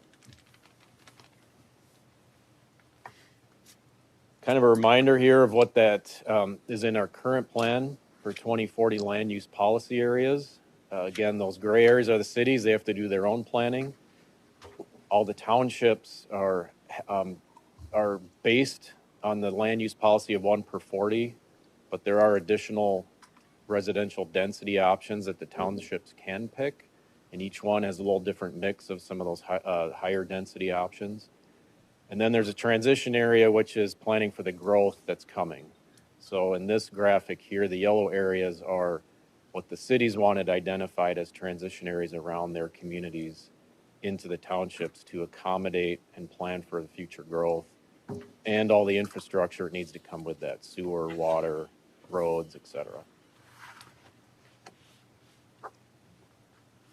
Kind of reminder where we're at in the population forecast. The redone forecast as part of the 2050 Imagine document, the Metropolitan Council did lower our forecast moving forward. So you can see the original 2040 forecast was about 161,000. The Met Council has lowered that to 138 with the most recent forecast. We are at 114,000 plus right now. That's a 2024 number. We did submit comments about this, I think over a year ago, trying to encourage the council to look a little closer at trends here. They did not change a lot. City of Carver did submit some comments, and this does seem like the Met Council is going to change some of their forecasts based on what the City of Carver sent in, some of their data. So we know these are going to fluctuate, but we need to, as of now, build the plan off of these forecasts. Unless we have data moving forward, we want to challenge that. Mr. Chair, Paul, it seems like a dramatic pullback. And I know that predictions are never going to be spot on, but that's a decade delayed from what the projection was supposed to be. Did they give any reasons why? The reason we got was, they have a lot of modeling software and a lot of data that they put into that. And the kind of answer we got was that, there's a lot of growth in the region. You think of it like a balloon, and that growth is going to happen on all the edges. And as that balloon gets bigger, the growth is going to get scattered a lot more around the region. And that's part of the answer. The other part of the answer is, I think inherently the Met Council is trying to encourage more growth in the maybe not the inner core, but the surrounding core. So keeping some of those numbers forecasted high or even raising those has an impact on how they model this as well.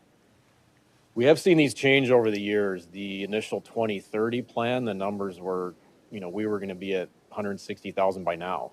That didn't happen. When I looked at the 2020 figures, surprisingly, they were spot on, that were made back in 1999. So those fluctuations do happen over time, and we know that, are we going to be at 157,000 by 2050? I don't know. It'd be interesting when the Met Council joins us for these conversations, because my understanding is there's two key drivers. One was the cost to live here, which we haven't addressed in a while. And then the second one is the capacity, including water and sewer. So as these conversations happen in their normal lanes, those will be things I'll be interested in too. But it's look at it. It's a dramatic pullback from, I think that 161 trend put us at 200 plus thousand population by 2050. So they're off 25%. Yeah. That's not small. And we've already put the initial investment in. I'll call it the road to gold. We'll probably see it on all of these 212, $300 million worth of taxpayer dollars to not realize it for now 20, 30, 40 years, potentially. So thank you. Well, with exception to Mr. Moline and our staff, look at Mr. Moline and the Met Council, not the Met Council, as an investment advisor, a life insurance advisor, and they put a form about what's going to happen in the future in front of you. It's 100% wrong. 100% not accurate. I'll tell the story again. Lynch has heard this. He can write a book. In 1988, when I ran for city council in Chanhassen, the Met Council had said that Chanhassen would be at 10,000 people by the year 2000, 12 years down the road. In 1988, we were at 10,000.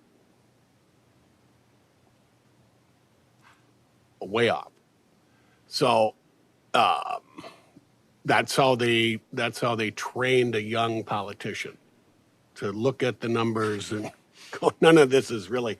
So they're trying to socially do, the Met Council is socially trying to do what they want to do. That doesn't necessarily fit in with what we want to do. But so I would take these charts with a grain of salt, I guess. Yep. Agreed. I agree. Some of the themes that, sort of guide this plan that we will be addressing and need to address, residential density is a big one. And again, we've had a pretty consistent policy for 50-plus years on how the township land use is guided. That has changed as we update our plans and update our zoning ordinance. We've allowed for more residential density options that certain townships can choose, certain landowners can take advantage of if they wish to. And that goes to some of the things you might have heard about: wooded lots, high amenity lots, conservation incentive. That'll get some additional growth in the townships if they choose that, up to 4 per 40. And we go in waves on those. Sometimes we get a lot of applications for those. Some years go by and we see very little. And that really is based on what the townships and landowners want. So that'll be a decision point in this process. Along with that is the preservation of agricultural land, which those two go hand in hand. Trying to keep the agricultural land productive, viable, keep large lots out there. And again, encouraging and directing the growth pressures that are coming to the cities, where they can handle the infrastructure and they can plan for that growth as the pressures and economic development pushes them. Where's 4 for 40 happening, Paul? Where? Yeah, Some of the townships. I saw the map. I didn't. Yep. So all those townships that have these other options, Yep. option 3, 4. So Lake Town, Dahlgren, San Francisco, Waconia, Watertown. Those are the big ones. Camden has a little bit, but so it is scattered around. There's a few townships that are strict 1 per 40: Benton, Hancock, Hollywood, and this will be something townships will choose as they go through this process, and they can change those at any time. But this comprehensive plan point is a good point to just sort of bring up those discussions.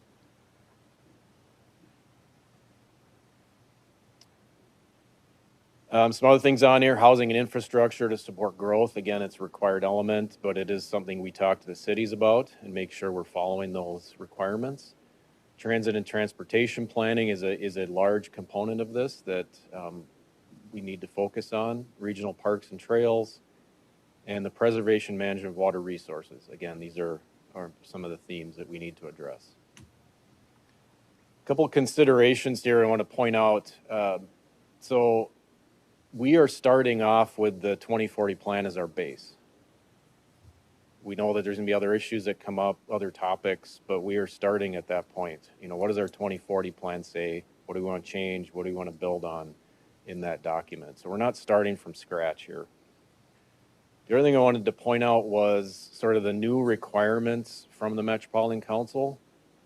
There is a new regional climate adaptation requirement, which comes from Minnesota statute.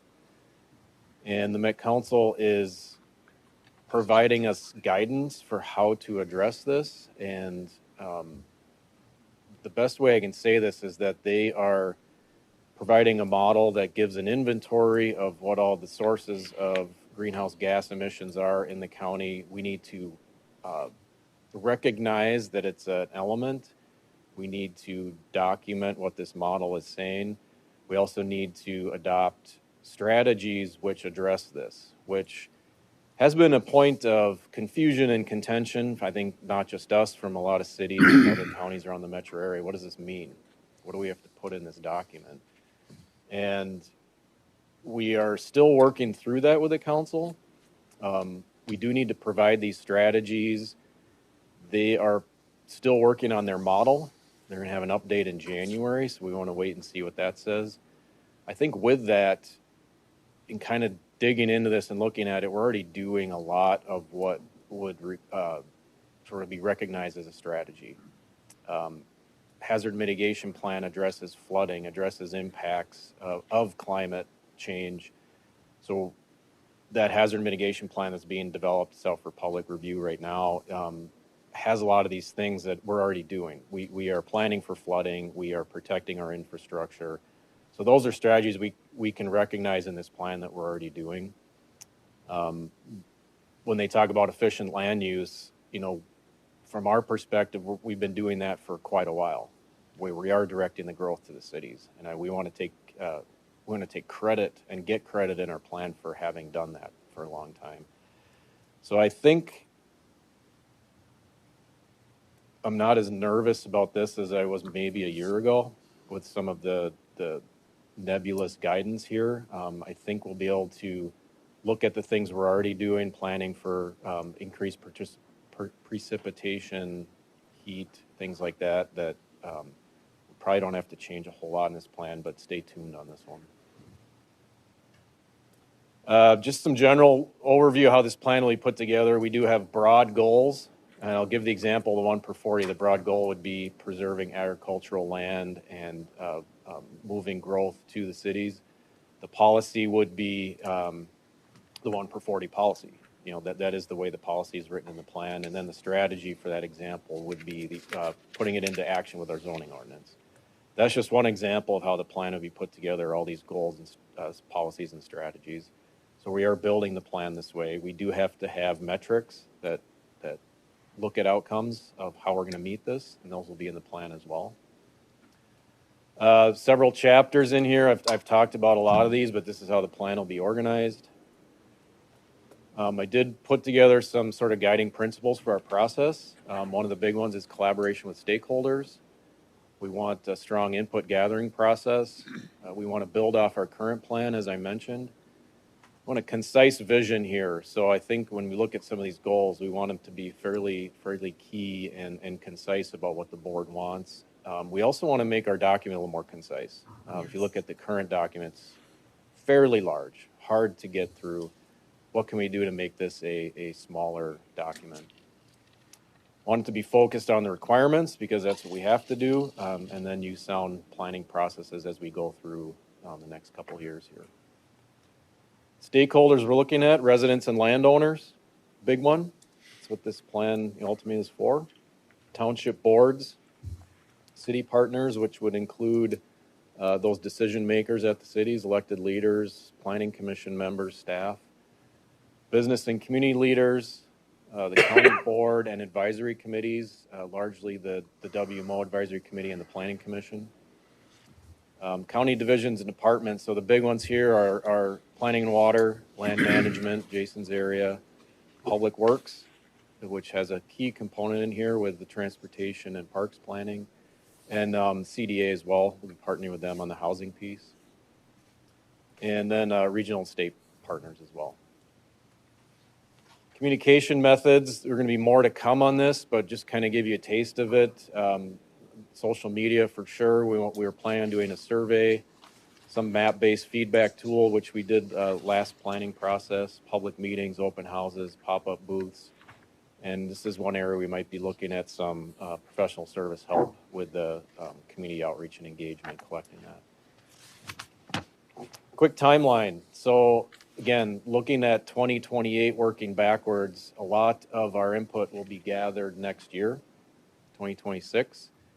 We are looking at starting, putting together the draft document towards the end of the year with a goal of having that done by the end of 27. A lot of the city township meetings will happen next year, public input. And we save sort of 2028 for review of the draft, required community review, and looking at a final due by the end of 2028 or earlier. So the next steps here, continue collecting and analyzing background data. I think on your consent agenda today was some of those steps with the transportation planning that's already happening. We're going to report back to the board early next year in Q1. We'll provide a little more detail on a township city meeting schedule, And really, this will be sort of the kickoff as we get into 2026, or the official kickoff, looking at, potentially some professional service expenditures we'll have, getting the website pulled together, drafting some survey questions, and so some of what we would be putting together, collecting input, is going to be based on what the board wants to know. So the question for the board today is just any input on the timeline, stakeholder outreach approach that have just kind of given a broad summary here, and the scope of the plan. And if there's input you have now, we can take that. If you have some things that pop up in the next few months, certainly reach out to me. Kristen Larson is here as well. She's a planner in our area, and she's going to be doing a lot of the lion's share of the work in terms of putting the plan together and a lot of this outreach components. And then we'll be back in front of the board probably, I would say, around February. And I can take questions too. Can I just throw out also, happy to take any questions about the transportation portion of the role? So we just started connecting with Public Works, Drew here, and certainly Darren and Lyndon will be talking with about how we do that transportation planning process as well. What in God's green earth is going to be left to do in transportation out there is a good question. They'll find a way. But maybe 4 lanes to Waconia with a nice bike trail is out there somewhere. Maybe all the way to 82 miles away down in Norwood. Didn't I say that before? You did. You mentioned Norwood's getting closer every day. it. Sure it is. But boy, it seems like after the Arboretum area plan, maybe we should get rid of our public works department. Good, you're doing a good job. These guys are. You're doing a good job. Okay. Tongue in cheek, I'm assuming, Mr. Chair. Yeah. Yes. Commissioner Uterman, were you gonna? Sure, I can start. I think this is super important. I think we get a shot at it 1 out of every 10 years. I think we have the choice to do something significant or meaningful and recognize that we now have a new road of gold. I'll keep talking about 212 being that way, $300 million worth of investment. We can unlock that. And if we don't do something, we can choose that as well. And chances are, if you look out 10 years, nobody on this board will be here. That's the reality. So we can either put our fingerprint on it and do it, or we don't have to. And so those are harsh realities, but they're true. I am hearing from a growing number of people, and that's why I asked the question about 40 to 1, of people, particularly sizable landowners, that are saying 1 to 40 is antiquated. So I'm happy to hear the 40 to 1, although 4 to 40, although it's not all that well known.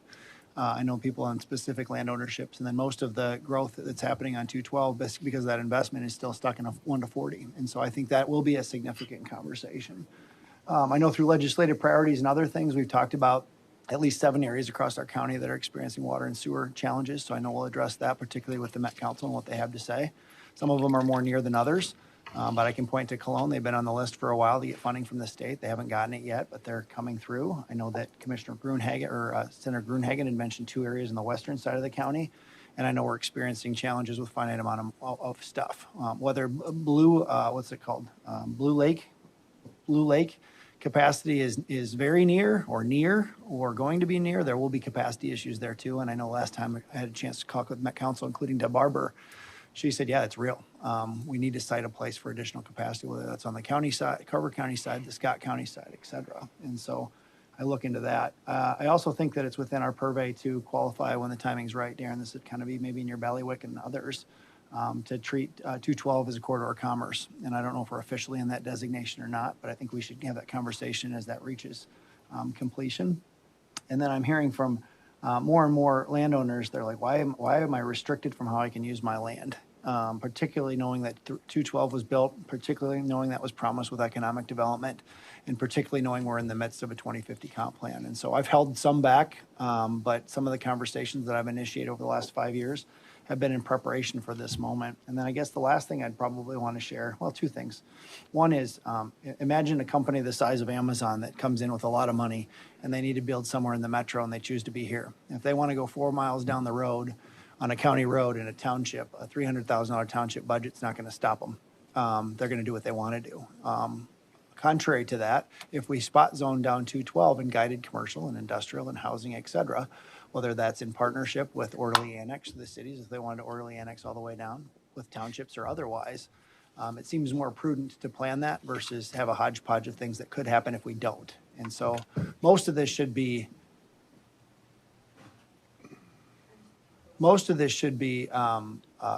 visionary, it should be leadership-based, it should be strategic.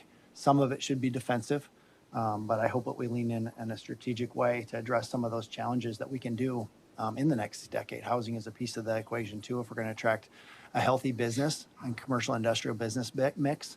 I know that as we grow, the cities that are growing the fastest are not the likes of a Chaska and a Chanhassen, which have traditionally had 20-25% of their tax base be non-residential. So as we are right now with these projections, our households will exceed our growth of our businesses and business tax base. And then we will put more burden on our taxpayers that own houses, particularly knowing that we're still the highest tax and the highest median house income, and affordability challenges plague the next generation. So I'm happy you're here because you've seen 4 of them now. Chances are you won't be here for the next one, 2060. But there's a lot of wisdom to be had there. And then the new side of the equation, I have never been through one of these before. And so I think that's a good mix of what we can deliver for the taxpayers. I think Maline's going to be here. I don't know what you're talking about, but Make no predictions. you know, this is we get to dream time. You know, the Target Center.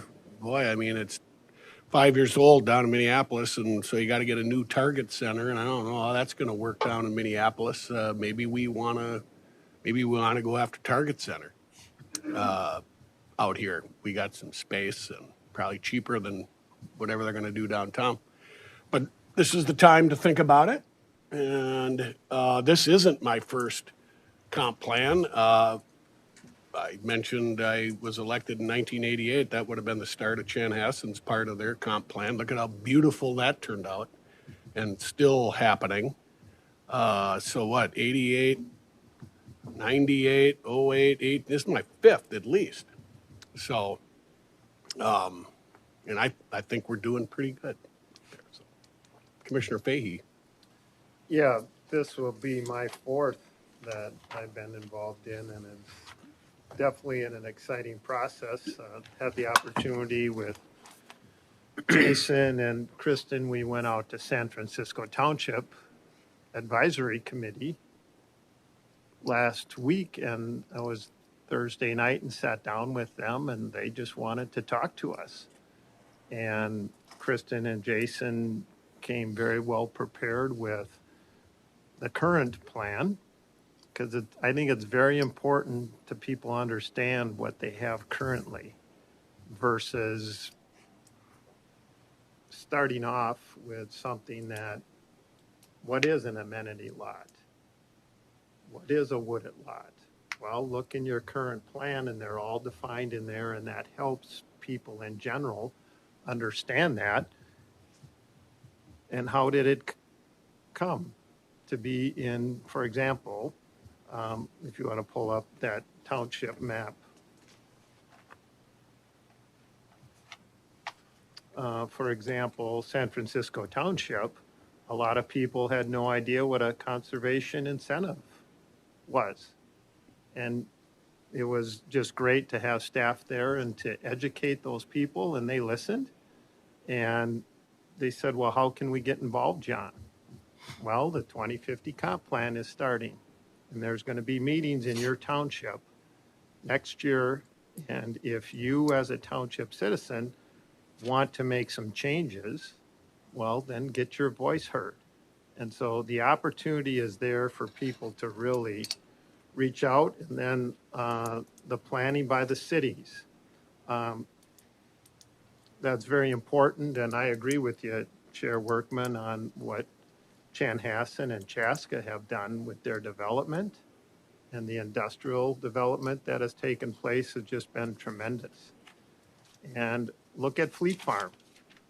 Fleet Farm would have never been there if 212 wasn't developed from Eden Prairie. That's the reason Fleet Farm came there, and the city of Carver had it in their plan and their future development to allow that type of business to come in. And as we look at 212 with the economic development that's happening, What the investment that the city of Norwood Young America has put into their new industrial park, they are just hoping and planning with this economic development to come to NYA because of Highway 212 is going to be safer. It's going to be faster to get to Norwood Young America.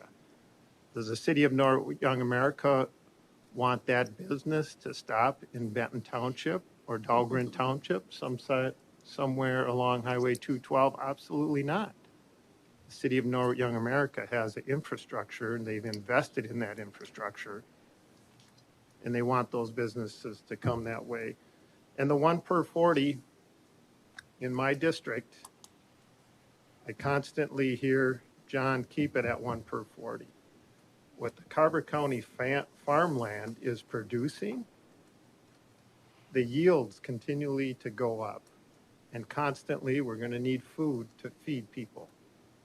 And those farmers continue to get more and more productive. The yields get greater and greater. And they don't want to see the development come out into their township. They want to see Norwood Young America grow. They want to see Cologne grow. They want to see New Germany grow, et cetera.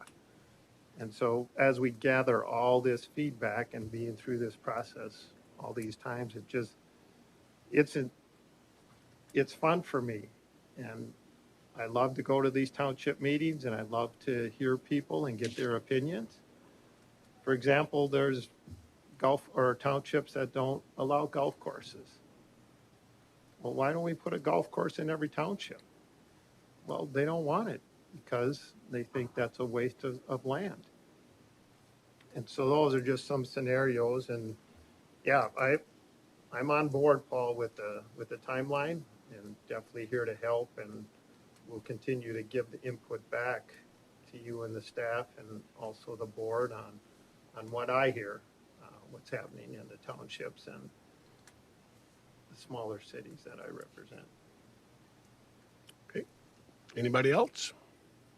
I've always said that the best form of government is the one closest to the people. So Ditch board?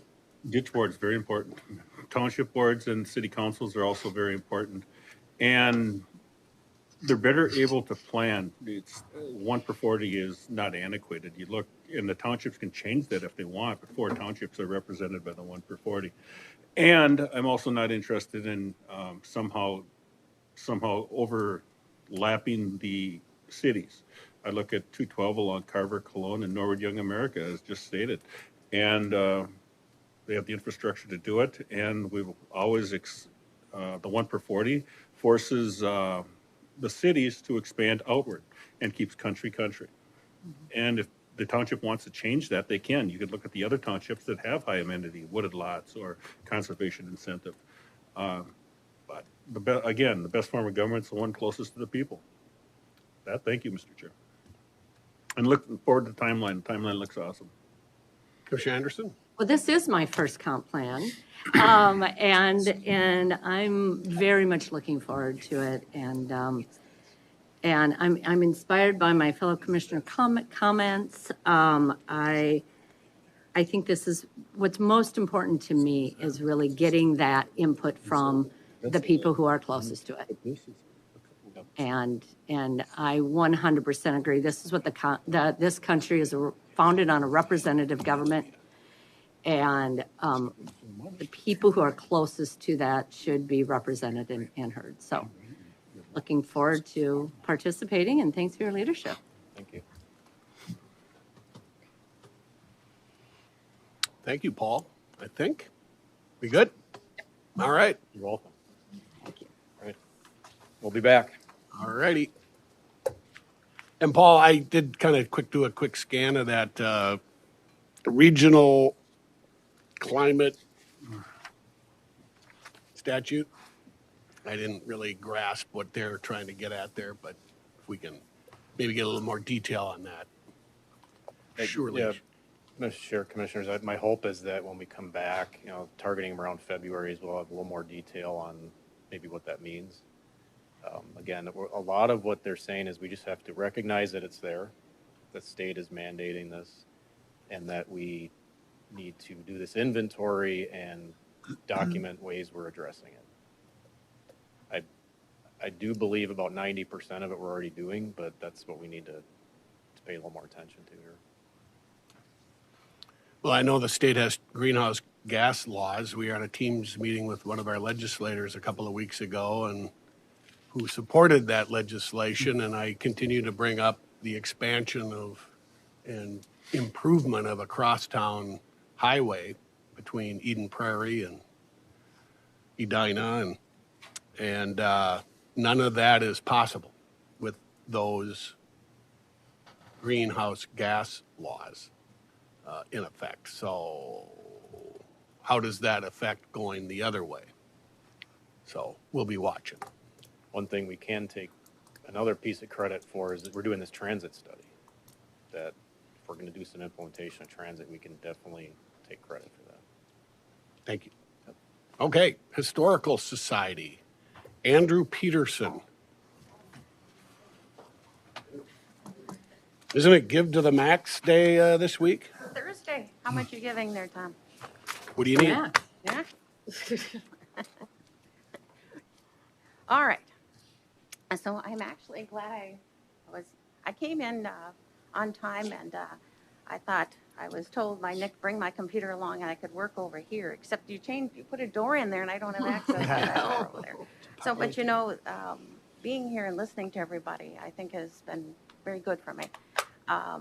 We also are working on updating our long-range comprehensive plan for the Peterson Farm, of which I emailed everybody a copy of. I hope everybody took a little bit of a look at it, because you'll be able to see a little bit further about what we're going to be doing and where we're going with all of this. So the historic Peterson Farm, and how do I push forward here? There we go. So I'm the last one on the docket. So the reason I have this little link here is because KSTP came out and did a piece on us and interviewed me, and it was on Channel 5. And that little piece talked about little museums in the state of Minnesota you can't miss. And so that was kind of a fun piece. It's also something I showed when we had our fundraiser out there. So the focus of what we're going to be talking about, of course, is the things that we have done and why we need a bathroom out there, which should be kind of self-explanatory. But I do want to back up and talk a little bit about who we are, what we do, and how we connect with the Carver County mission. This is the Carver County mission statement that was approved this June, July of 2025, which of course, the last two sentences really connect with us. Planning for the county's growth to preserve its uniqueness and encourage rural and urban compatibility and protect our history while planning for a dynamic future.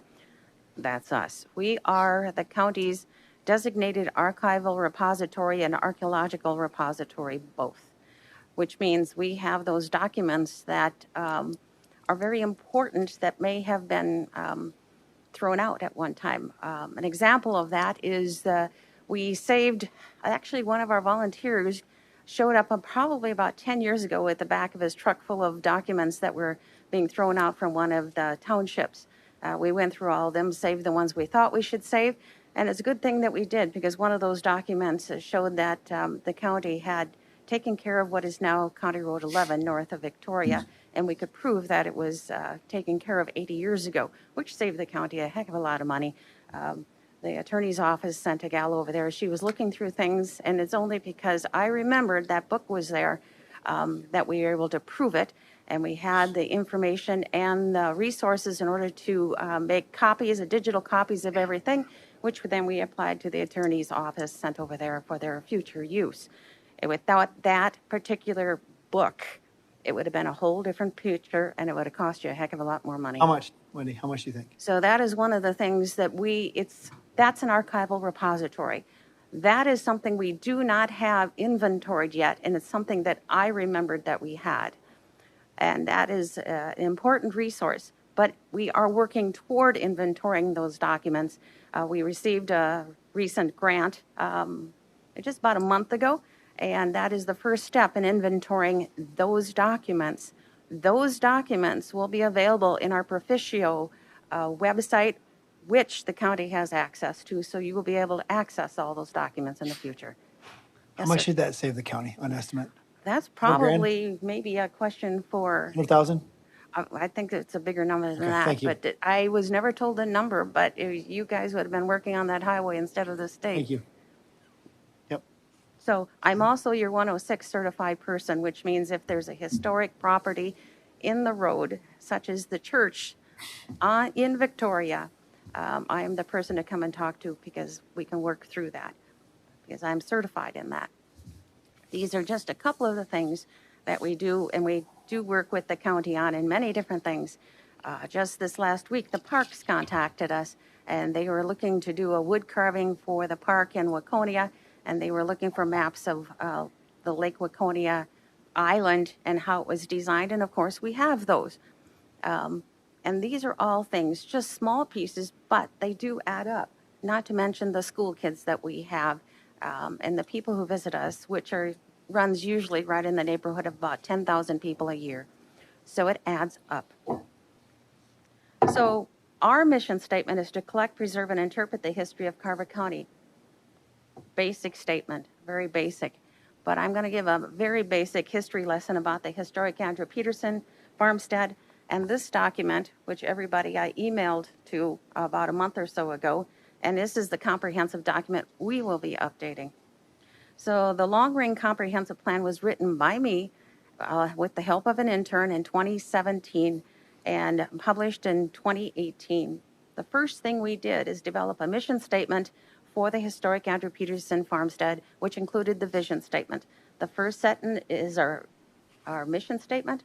Second sentence, you can look at it as a vision statement. This is what we want to do out of the farm. To interpret our rich immigrant and indigenous agriculture history is the key mission of the Carver County Historical Society. This is the only slide I will read to you because it's very important.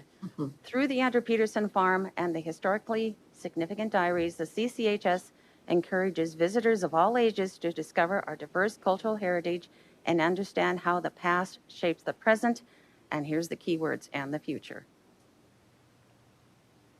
So this was based on a long-range approved plan by the CCHS board, and this also meant going out to many, many, many different places around Carver County to get feedback. Our problem, if you want to call it that, in developing this property, we have to respond to probably about 5 different agencies, including the Minnesota Historical Society, State Historic Preservation Office. If we're doing any permitting, the permits, yes, the county, the board, and of course our members and many others. And the National Park Service, because the National Park Service has the ultimate say in what we can and cannot do. Very briefly, this is the table of contents, and we're going to be focusing on phases 1, 2, and 3 in this document. These are the sections that we are updating because we have hit our goals in a couple of these sections, and they will be updated hopefully by the end of this year. As most of you know, I plan to retire in 2027, so it is important this thing gets updated. So the development plan starts on page 45 of the book. It has 3 phases. Phase 1, basically, we looked at the property and we saw buildings that were falling down and needed work. And you can't have a product unless you have a product. Can I put it that way? So if somebody wants to have a tour and there's no buildings there, or you can't go in the buildings, you can't charge for it, can you? You can't have any programs if the buildings aren't there. So the first part of it was raising the funds that we needed, as you well know, through the Jeffers Foundation. And we raised the funds for those. That was part of that capital campaign, and part of the donation from the county went toward that. And we have rehabilitated the north barn, the smokehouse, the house, and the granary. If you may have heard my phone ring, that was the contractor who is wanting to have the final inspection of the granary this week. Phase 2 in this document meant updating the National Register of Nominations, the National Register of Historic Places nomination, which actually cannot be done because we cannot, the property that we own, the nomination that is on the National Register goes farther north into the property to the north. We also know that Andrew Peterson's original cabin was to the west of us, and we have been in contact with the property owner there about potentially acquiring that property, and I think that'll probably happen at some time in the future. A house can't be built on that property, a driveway can't be built on that property, so we're about the only people who can do that. Construction of a new driveway and parking lot, and part of this has to do with a cultural landscape report, which we are currently in the process for. Grant was written for that in the amount of about 80,000 and will be completed by the end of the year. I'll show you a map for that momentarily, and review and update the plan. Phase 3, which was meant for 10 years out through 15, is as you see it, determine anything that needs to be rebuilt, farm structures and how they should be interpreted, and of course a farm plant that incorporates the data. So this is a group from Trinity Lutheran Church, and I'll go back more into the long-range plan in a minute, but I want to show what we have done. So this is a group from Trinity Lutheran Church, their youth group. They come out every spring and help us clean up the farm. This group came out this spring, and they had their pictures taken. You can see that and I didn't tell them to go up on the top. They did that on their own, and their supervisors is the one in the orange on the left-hand side, so he allowed them. But that's a dumpster, and they filled that dumpster with stuff. Wow. And cleaned up the place. Part of the process today is asking for the rest of the funds that was pointed toward us several years ago for bathrooms. Take a look at this group and tell me they don't need a bathroom after being out there for half a day. We need a bathroom. So any public property needs a bathroom. And so these guys were out there, and of course we were very pleased, and they come out every year. So this is before and after of the North Barn. That's what the North Barn looked like when we started and what it looked like afterwards. So that was completed with all grant money, and before we even started on the house. Was I on that roof? Pardon? Was I on that roof? You were on that roof. Yes, you were. If we go back there, you see that blue tarp? Commissioner Workman was on top of that building putting down that blue tarp at one time. Obviously ineffectual. He always said he was a workman that day. Yes, he was. And hats off to Mr. Pat Minger Construction, who passed away way too young and early, about my age, I think, who helped and provided the lift. Yes, that day. he did. We had For some free. really good people. And Ward was still there at the time. By the way, if you were asking, those of you who know some of the background on this, we switched properties from the north side of the property to the south side. And the relationship between us and them have gotten much better. And in fact, Wade stopped by when we had our fundraiser and donated some money and he made a very specific point of stating how happy he was with what we have done out there. So I think that's kind of important. It really touched me that day when he did that. So this is what the house looked like in 1885. This is what it looked like when we got it. The furnace was out, propane tank was empty, and 13 windows were broken. So the first part of this step was just putting Band-Aids on. And that's a lot of what we did the first couple of years, just putting Band-Aids on just to protect things. And that's what it looks like now. And we had a color analysis done and everything, so it matches exactly the way it was. Then that is Swedish red, not the color that they painted the North Barn, but that is Swedish red. And that comes from the pigment grinder as well, from the S Brothers right here in Chaska back in 1885, which we have in our collection, by the way. And there was a signature on the Chaska brick near the right-hand side, which is still visible. And that name is mentioned in 25 times in the diaries, Andrew Peterson's diaries. This is the granary. Doesn't look so good. There's the granary today. It's actually much better because we have the windows in now, so there will be window trim. The trim on that building along the top and in the windows is white, and that is that phone call that I got, is that final inspection will come, he's hoping for Thursday. And that's where part of the money that you gave us went to fixing that. That, we believe, is the north part of that building is Andrew Peterson's first cabin. And as they restored that building, we found more and more proof of that. Will they ever be able to decide 100% whether or not it is? Probably not. But I can tell you that at least one person lived in that building because during the summertime, and we have people come up the driveway all the time. There was a wedding at Parley Lake Winery, and a truck came up the driveway, and his wife didn't want to get out, but he said his wife she said his uncle lived in the north part of that building. So we can definitely say it was a cabin. Whether it was Andrew's, we don't know. So construction drawings for the interpretive center. This is also something else that we had put money aside from the money that you gave us for the drawings on the lower level of the interpretive center.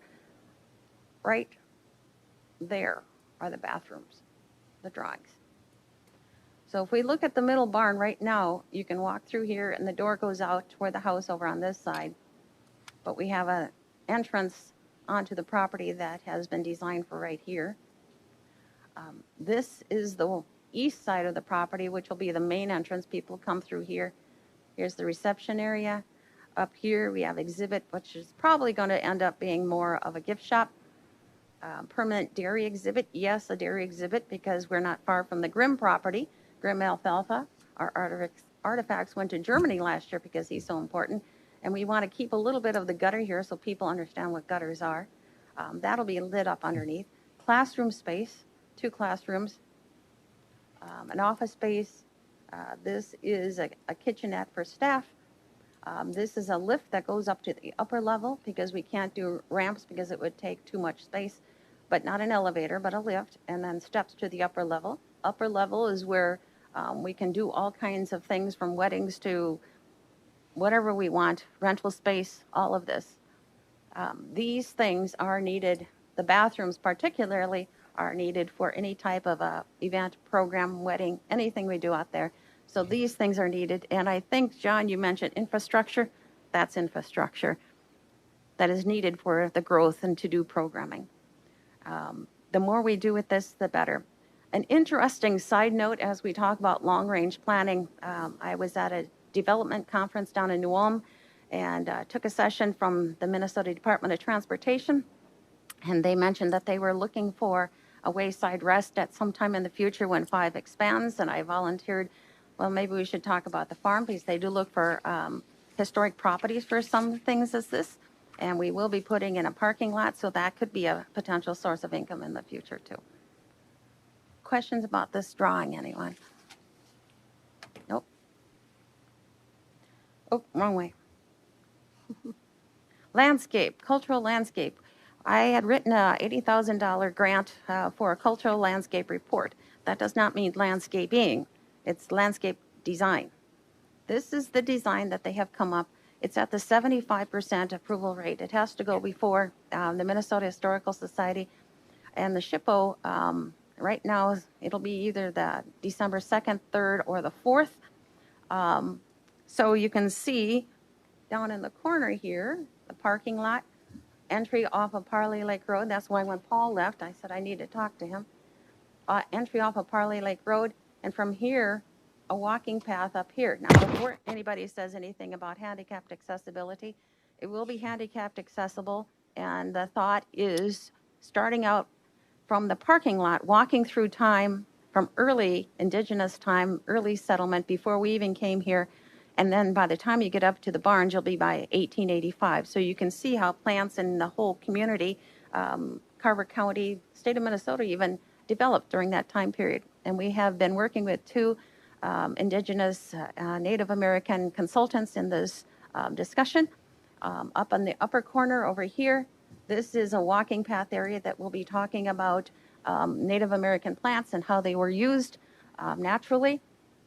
And you can see the apple trees just south of the house or toward the bottom.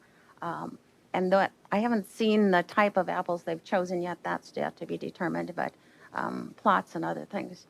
But so this is, like I said, a draft, but it is at the 75% complete stage.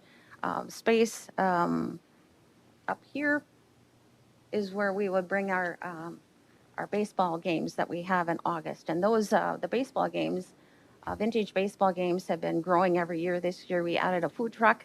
And they said they did more business in those couple of hours than they did in a couple of nights at a brewery in Waconia. Yes, sir. A very brief correction. Highway 5, Augie Mueller Memorial Highway, not Angie. Augie being the legislator, House member who would be credited with getting the 4 lanes in Cologne. originally on the plan to draw 212 out. Didn't happen. Augie, good guy, met him many times. I will let them know. There are still other things to be worked out, such as our neighbors to the north.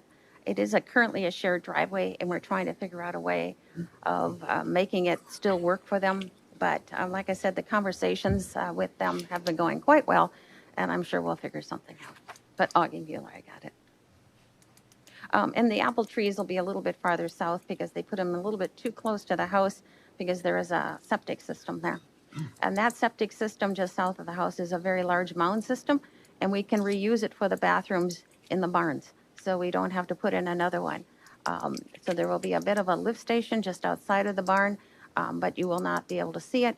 And then it'll pump it over to the large tank. So that's a way of saving a little bit of money.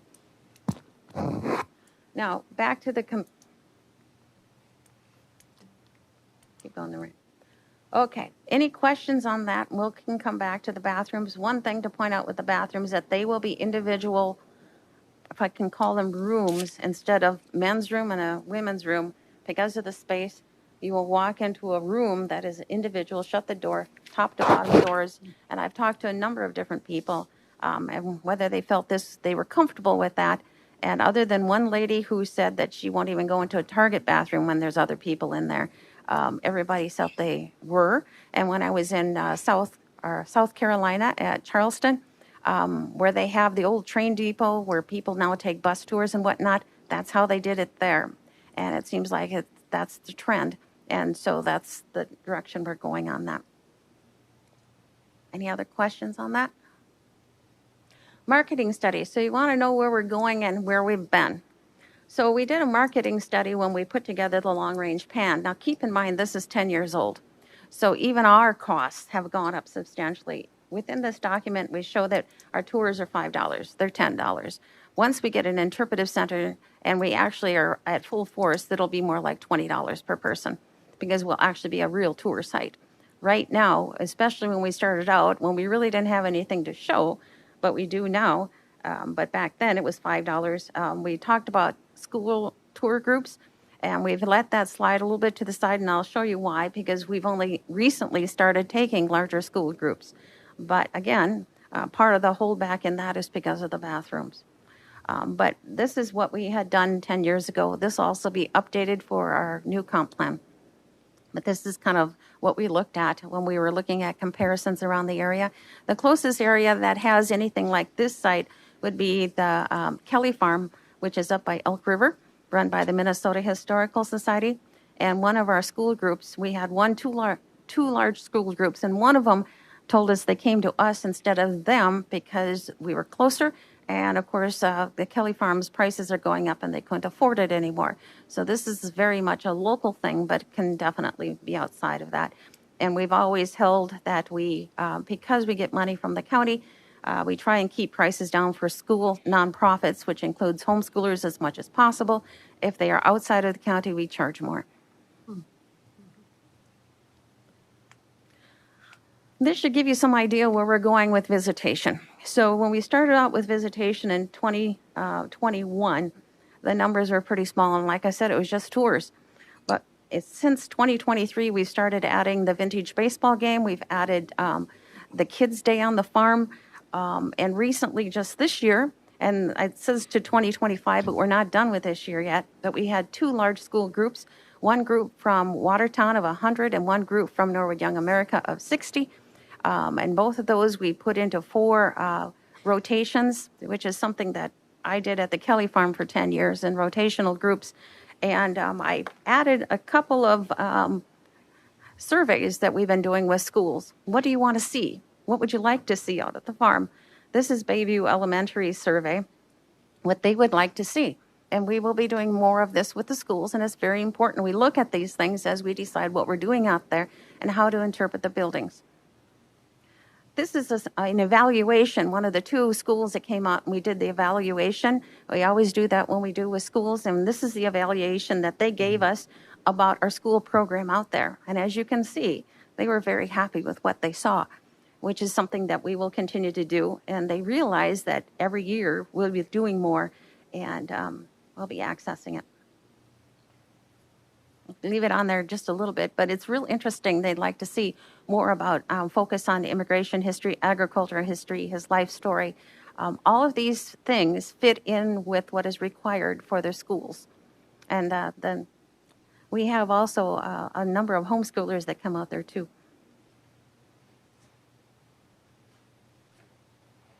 The financial trends. So this is something else we've talked quite heavily about. Obviously, in the financial trends, if you're looking at designated income is income that people donate to us, or even from what you give to us, it's designated for a specific project. We can't spend it for operations. It must be designated for that particular project. And the reason we have the designated income so high, of course, in 21 and 22 and 23, is because that's the years we were doing capital fundraising. Now, operating income is different. It's not designated income, but it's money that we have budgeted for the use out of the farm. In the last couple of years, we've budgeted about $10,000 out of the farm. Now, in 2022, you'll see more. Part of this has to do with the trees, and emerald ash has hit every place. And so we have had a lot of emerald ash. We've actually hired tree company to come out there for a full day last year and this year both, because so many trees had to be cut down. That is also the years that we put in the Wi-Fi Metronet in there, and we wired both the house and the barn at the same time.